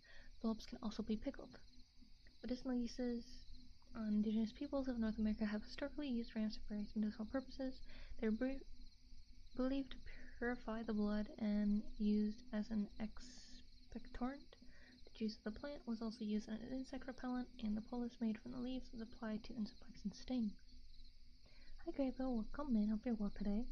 I'm reading through Foragers Harvest 101. I'm kind of sleepy. I haven't even slept for 2 hours now. Oh, yum yum. Man, maybe it's all this studying. Studying all this, how foraging works, made me sleepy.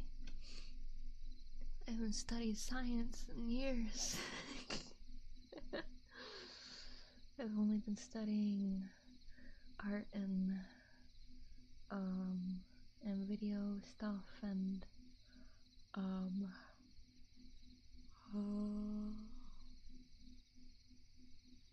yum yum and marketing. I've only studied internet stuff, technology stuff. So you're tired after that? I hope that you'll have a good rest. Hope that you'll have good rest, so all the tired goes away. Oh, sleepy, man. Am I really making myself sleepy reading? I mean, I typically only read before bed, so maybe that's it. The yawn is contagious, I'm sorry. It's just...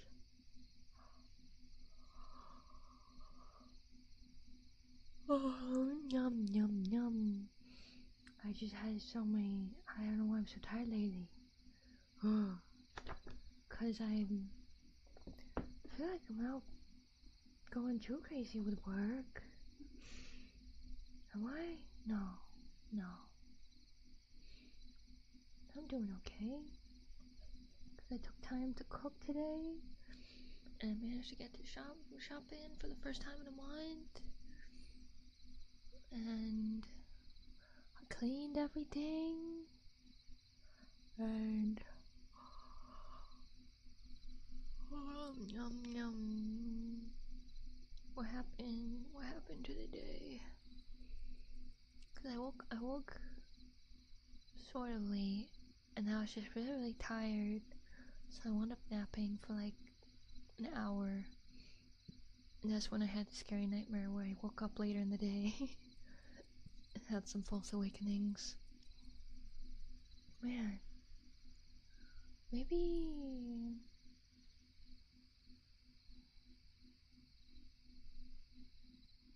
I didn't eat and drink enough today.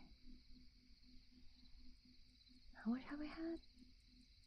So that was 1, 2, 3, 4. This will be 5 cups. And then I'll have another cup after stream. Water. Did I have breakfast? I don't think I had breakfast. Did I?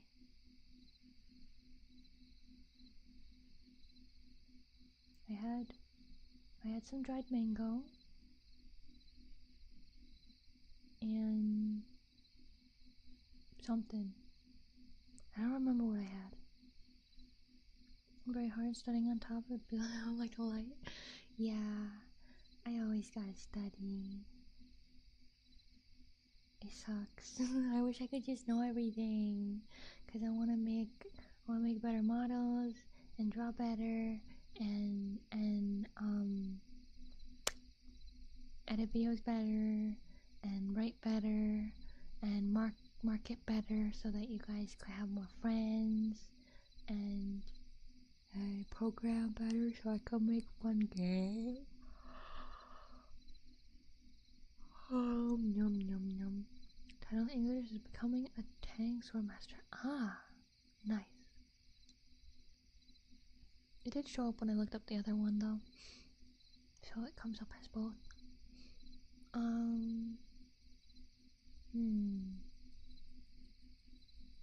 Did I have lunch? Today was a very weird day. Like, as I said, because of all the false awakenings, like, the day kind of felt not real. Like, it's just kind of happening. It's weird. It's like, obviously, I'm here doing stuff, but it feels like I'm not. It's strange. I feel like the day hasn't properly started. I don't know, even though I've done a lot today. It's weird. I don't know what's going on. should probably have dinner after stream. Because I thought I had dinner before stream, but I guess that was just lunch, actually. So I should eat more. Should probably eat more after stream. Have another cup of water. Gotta do my exercise. And then should probably sleep. Should probably sleep. I'm already pretty tired, but the exercise is probably gonna wake me up.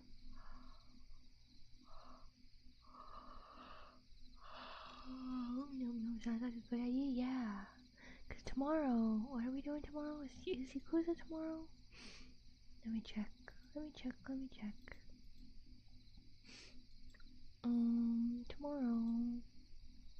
Tomorrow is Yakuza pretty early. I wonder if I should switch it to another work with me stream. It just keeps coming, guys. It never stops. Cause I got... Yeah, I'll probably have to make it a work with me stream. I'm tired. What did you have for dinner today? I made curry for the first time in a long time. I got potatoes, carrots, onions, chicken, and I made the curry roux myself. And put like honey and stuff in it to make it a little sweet, but also cayenne pepper, so it has a little bit of a spice. Curry so good, yeah. And I had it with rice, because I do like the Japanese curry-ish. Well, I'd say we made it pretty far. We made it to 32 in the Foragers guide out of like 132. But I probably won't be going through the whole thing on stream. I just wanted to do a little bit of it for fun. I'll probably read through the rest on my own. Oh, there's even some recipes in here. Nice. I'm glad that you guys joined me for reading a little bit of it though. It was an indulgent stream, and I don't think a ton of people came because of that. But you know, sometimes it's nice to just do something just 'cause. Just cause I'm glad that you guys join me. Join me for it. I'm not ending yet. I still want to reach 2 hours, but boy, am I sleepy. If you feel tired, don't train yourself now. No. Cause I slept in. I slept 8 hours and then I had like an hour-long nap.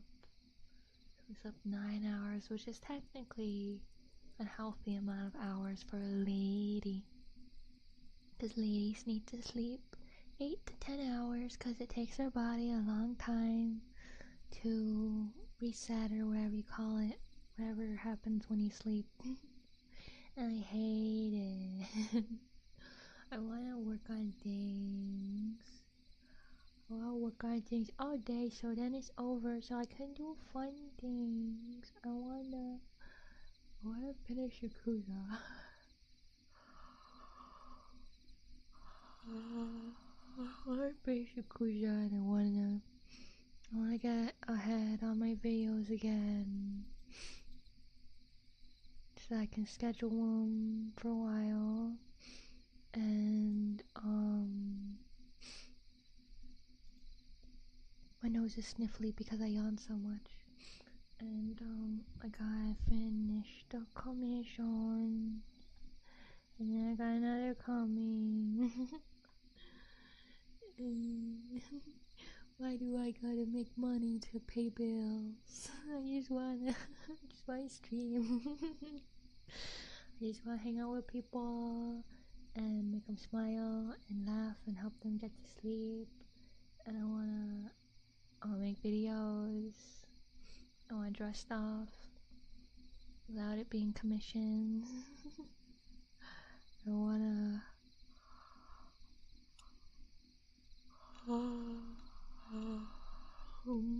man, I am really sleepy. This is crazy, but I still gotta do stuff. What? Maybe if I just stop the reading, I'll wake up again. Awake. Happen. The needed sleep is also good. That's true, but still, thanks to my brain has gained more knowledge. Yay! We learned today.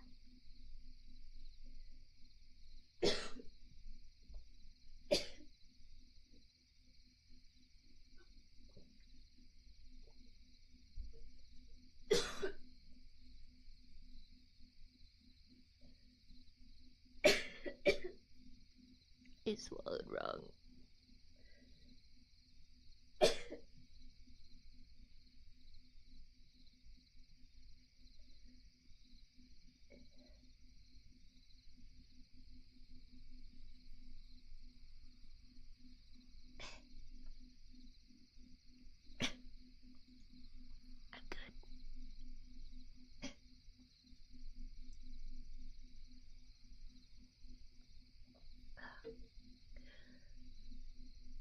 Water, yes, I had the water.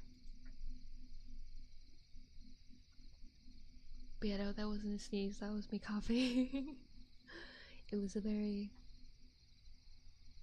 sudden, unexpected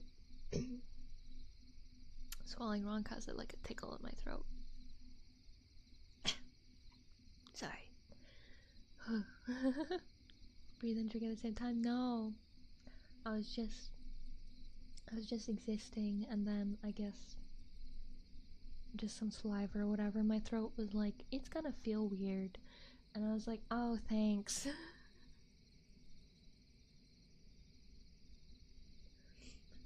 Ah, jeez.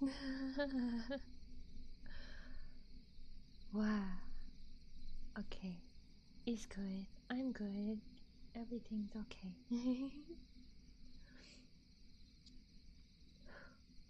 Okay. Well.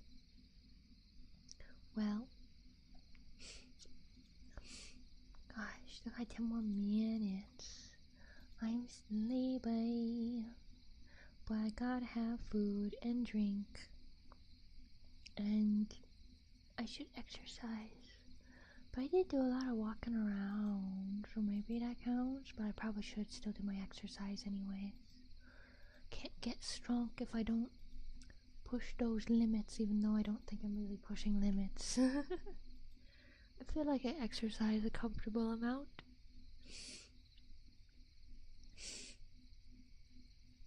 Wow. Wow. Crazy. Crazy. Ooh, the video from yesterday is doing pretty well. 42 whole likes. That's crazy. That's the most in a long time. Normally I don't even hit 20 likes, I think. Yeah, normally I don't even hit 20. Or I get just barely above 20. Whoa. Oh dang, my hearing test one has 68 likes. It has 879 views. I didn't know that one was doing so well. Crazy. Crazy, crazy. I'm just looking at the YouTube. Looking at the YouTube. Oh wow, my cat girl one has 2,587 views and 149 likes. People really like me going yeah a lot.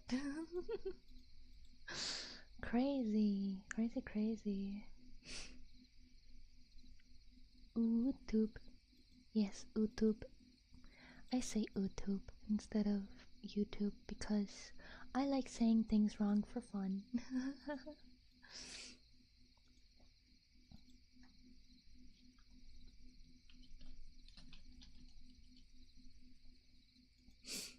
Oh, I don't wanna sleep. I wanna work on things. I wanna finish my things that I'm working on. But it's gonna take days. Cause art takes forever. And rigging takes forever.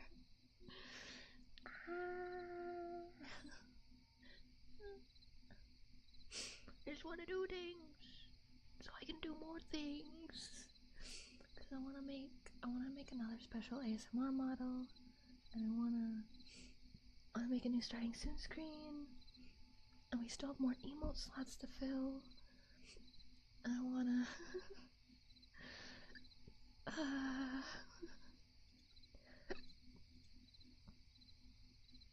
sleep for days. No, I can't.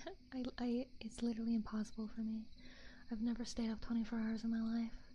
The latest I stayed up is like 5:30 and 6:30, and that's only because I was really sick. The most I can stay up is like 4 in the morning, and I'm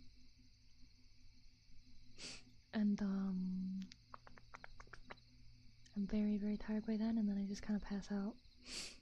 But yeah,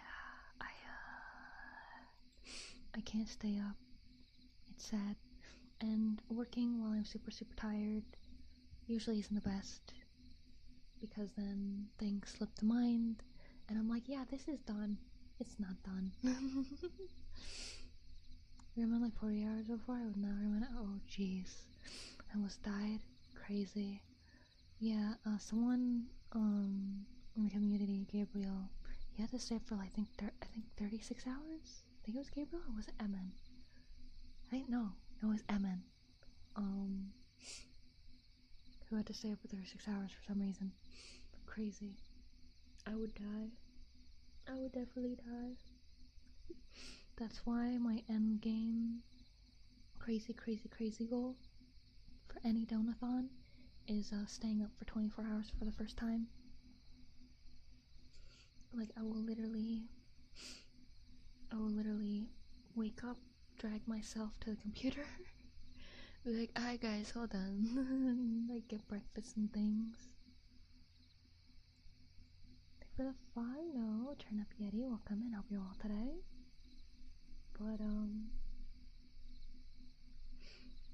yeah, I'm not good at staying up. I'm bad at it. I'm bad at it. But yeah, tomorrow I should probably, let's see, could probably do, since I got this mic stand now, probably Yeah, I can work at my drawing tab with no problem, so gonna be a work with me ASMR. Gonna try and finish a stinger animation I'm doing, proclamation, maybe even,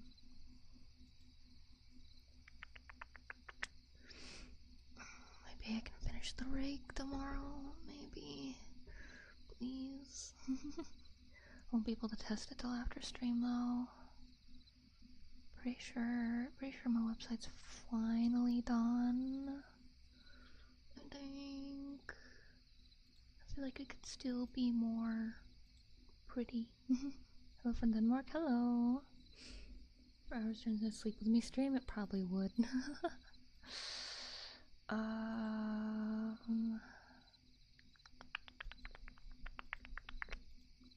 Yeah, tomorrow I'll do more work.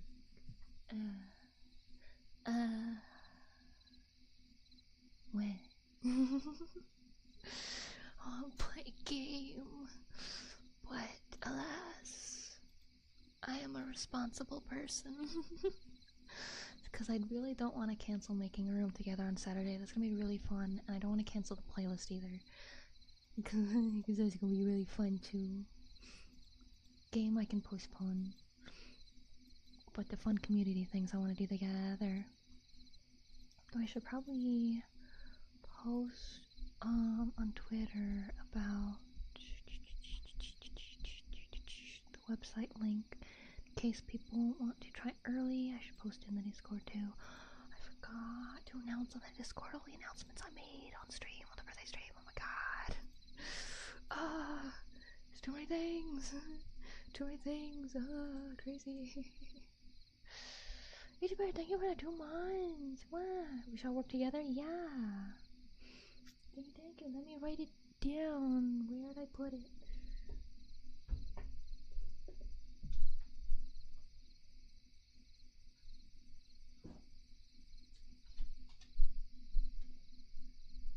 Pen. Where did my pens go? Where are you?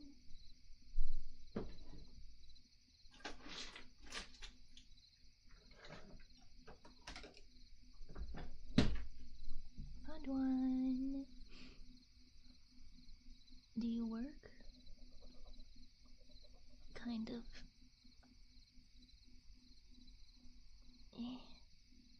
There we go. I should probably. This pen is dying. I should throw this one away. Thank you. Thank you for the 2 months. And thank you everyone who's been hanging. Let's see. Where'd my mouse go?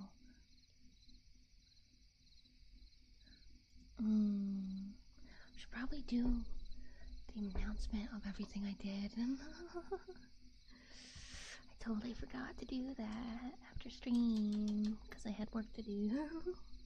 I love how I do long stream and I'm like, I'm gonna go rest, and then I don't.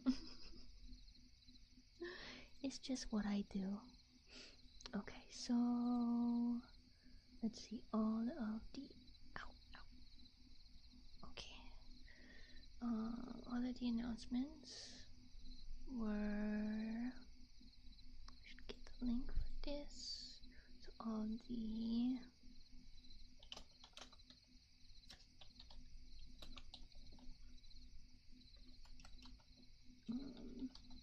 phone stuff.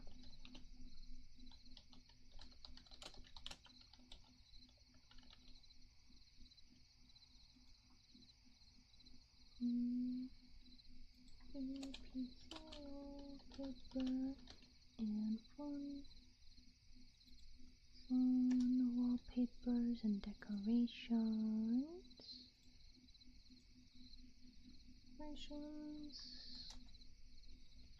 And then the wallpapers.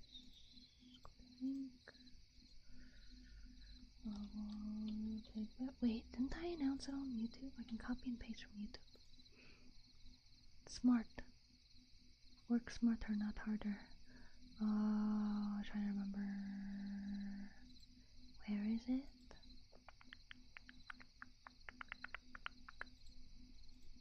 There we go. Over here. Yeah, there we go.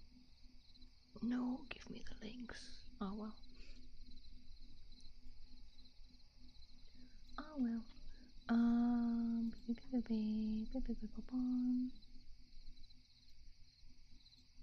So first is that.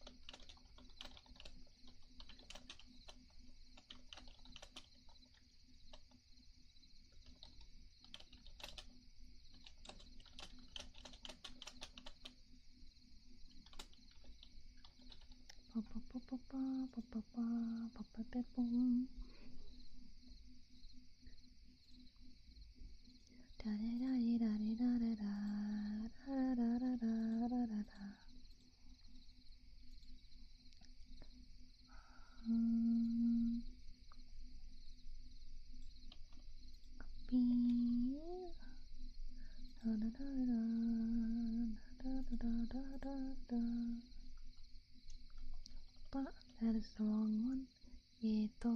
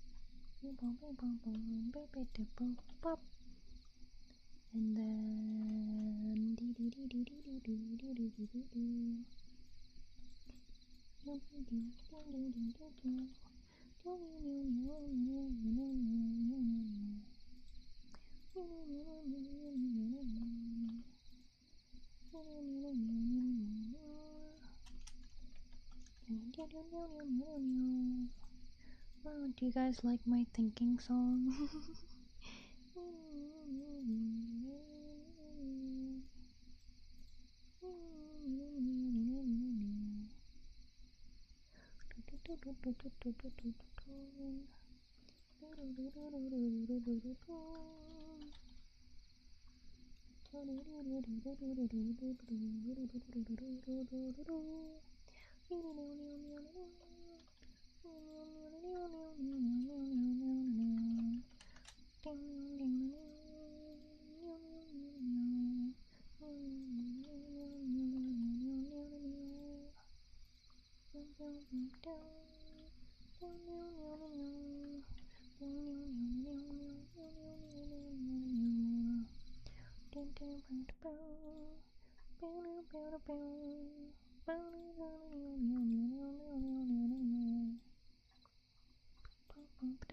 Great song. One day we will take a well-deserved break. Maybe. I think it was on stream a couple months ago. I realized it's possible that I've never had a vacation because you know, even when you go to school, you have like spring vacation, summer vacation, and stuff. But my dad always made homework and chores for me and stuff.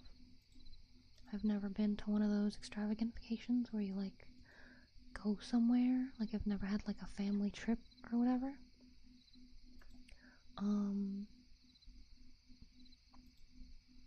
So I've started to think that maybe I've never had a vacation my entire life. Coming with meows. Oh, was it? Did it sound like meows? I was just going like down now now now now. Ba na na na na.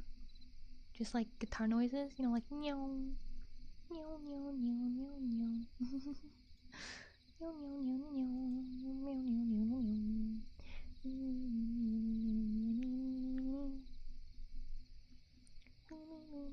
Woo. Bing bing bing down.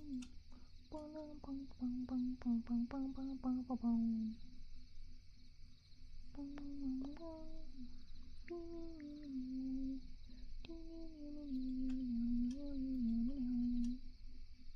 Ding ding ding ding. Ding ding ding ding. Ding ding ding ding ding ding.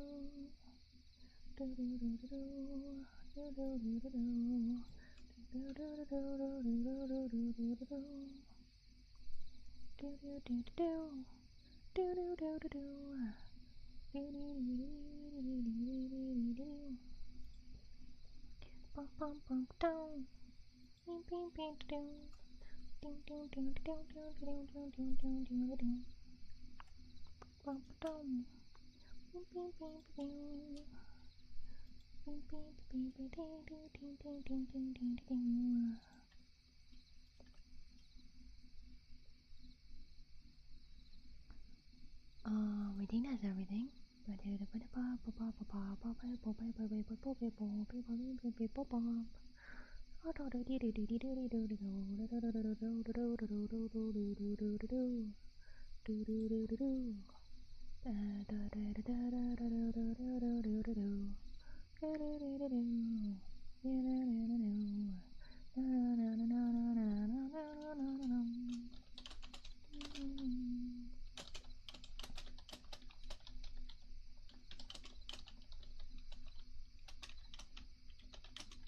I realized I never posted the pajama outfit after the stream to show people.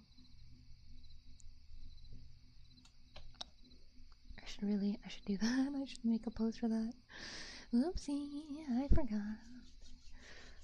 I got too many things I'm working on at the same time. Let's see, back from the streams, another pajama outfit. Oh, da da da. Cup of coffee will be good now. I can't have caffeine. Caffeine gives me migraines.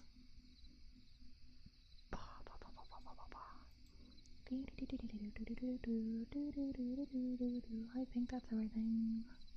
I think that's everything. And then we have the little room thingy. I can take a photo of right now.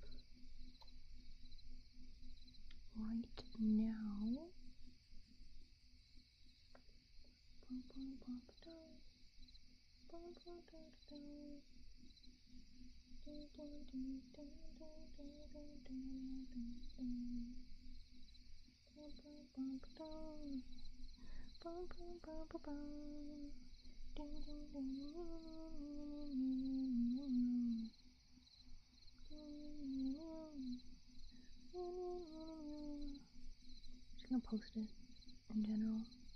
Or no. Should we post it in events? We will be saying maybe I should open it back up and just I'll just post it there for now. Room sticker room made on stream. Kitty's not done yet. Let's see, there's the announcement of that. Okay. Where is it work be? Yes, trying my best. Okay, so we got the picture sent. Made the announcement. All comments are applied to on YouTube.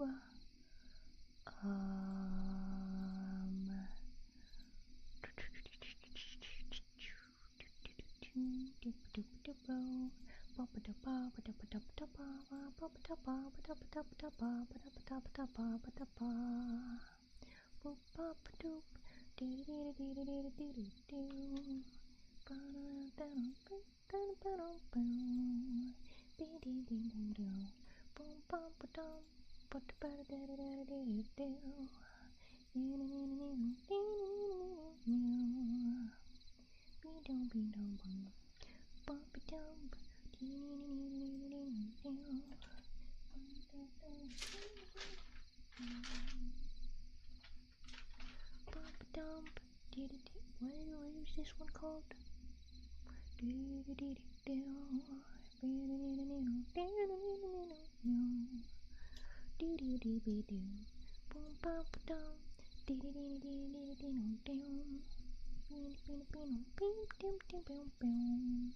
But yeah, the 3 streams for the rest of the week will all be earlier.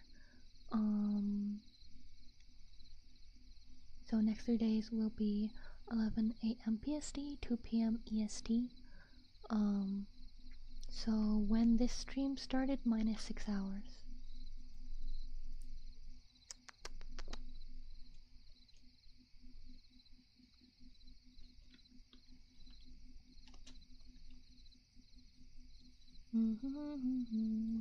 What's another word for fast?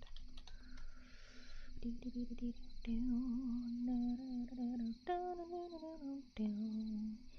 was I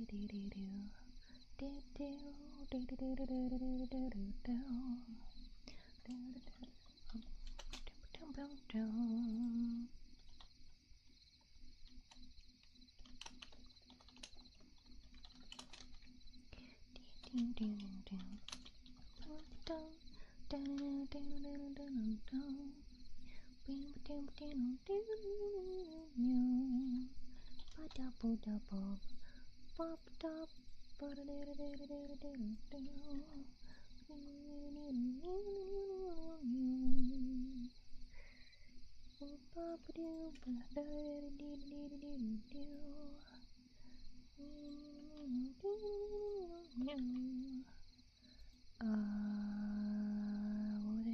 Oh yeah. Go to review. Go to you and num num num num num.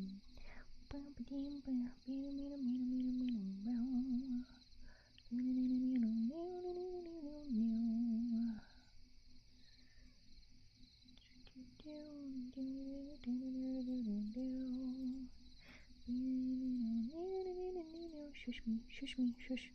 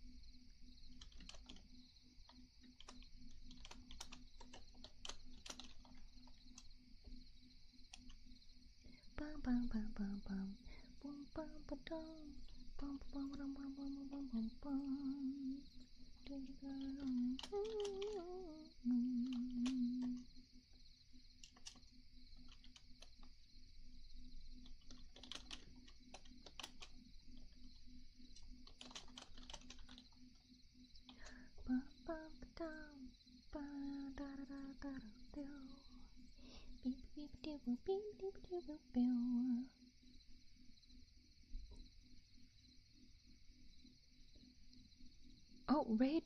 Huh? Oh, thank you. Hi. Sorry, I was getting my video ready. Oh, whoopsie. Hello, raiders. Thank you for the raid, Kikapini. Hello, welcome. Hope you're all well today. Hope you're having a good day. I spent most of the stream reading, but then I realized I had things that I forgot to do. So I wound up doing those.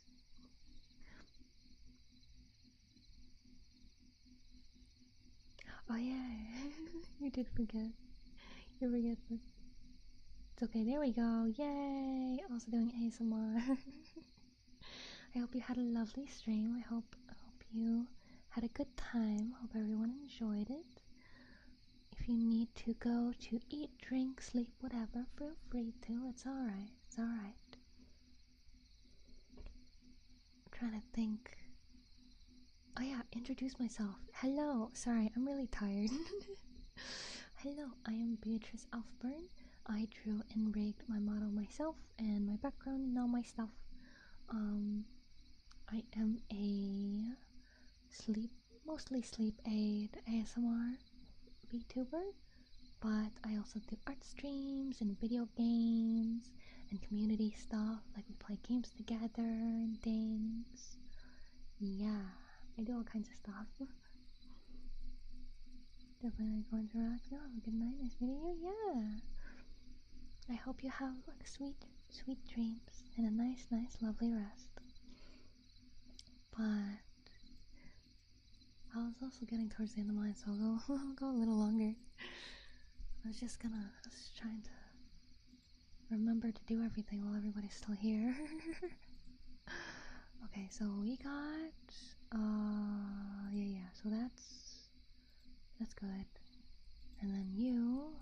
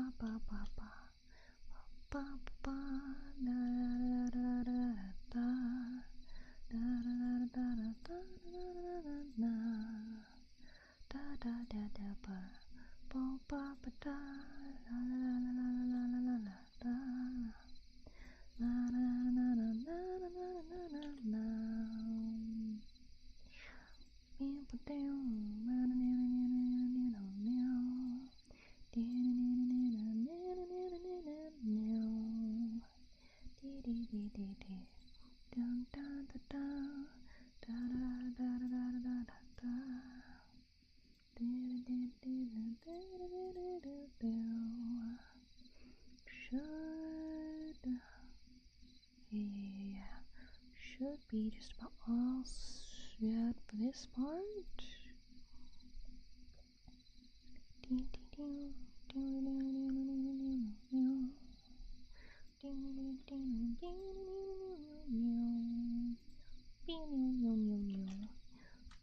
I also gotta do thumbnails. Ooh. I'm so behind on things. I have too much to do. How are you doing? Doing okay. Kinda sleepy. Just stream, yeah, just me.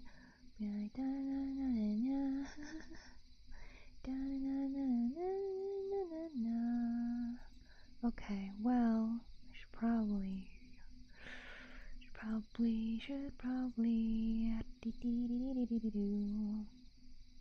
find somebody to rate or something. Also, I want to mention on stream, whether you're in the Discord server or on Twitter, please enter the food picture giveaway thing for Irium. I would like to have the giveaway before the community, but on Twitter at least there are people entering just for the sake of it, even though they didn't know what I was before.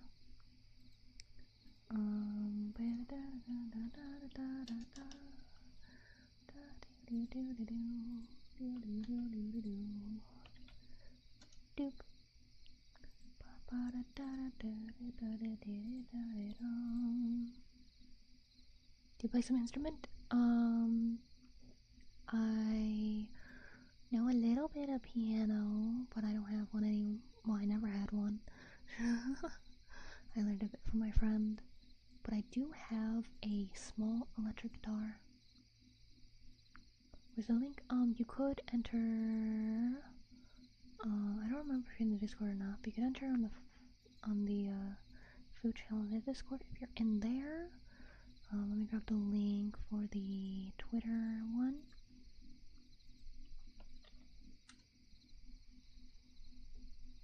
There is the Twitter link. Yeah, I think so far. Let me double check. Yeah, so far only other people from like Arium have entered. Aside from like 2.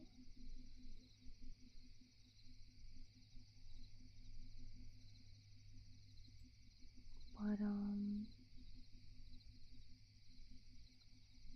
yeah, I think it was all because of the Arium post. I used the hashtag till people entered. I totally forgot that happens when you use hashtags and stuff for like giveaways and things. It just completely slipped my mind. I probably should have done a second post for it. Because I want to make sure it goes to the community. Because there's only so much I can do for the community. Bum, bum, bum. Oh, hello, I'll pop you in. Oh, there you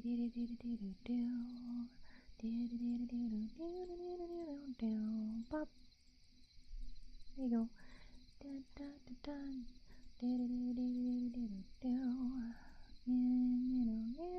Oh, was it linked to the Discord? Sorry, I gave the wrong one. Okay. Oh, I've been going almost 2.5 hours at this point. Jeez. I should rate somebody. I should rate somebody. Let's see who I'm following first. Could go over to Gentle Fox ASMR and tell him that we were reading a Foragers guide. Because he does reading. Yeah, you know what? We're going there. Sorry, just pretty sudden. But realize, oh, I should probably sleep and stuff. And food and things and oh gosh, so much to do. Getting over here, am I just ready? It's okay, I'm going anyways, Martin, don't worry. Oh, sorry, Yoshi, I was just leaving. I'm sorry. Good night. I love you guys. I'm sorry. It was a weird stream. But tomorrow, we're gonna spend a lot of time together. It's gonna be working, but we're gonna spend a lot of time together. Good night, kisses for you. Those of you going to sleep. Cheek kisses. Good night. I love you guys. Love you. See you guys later. Bye.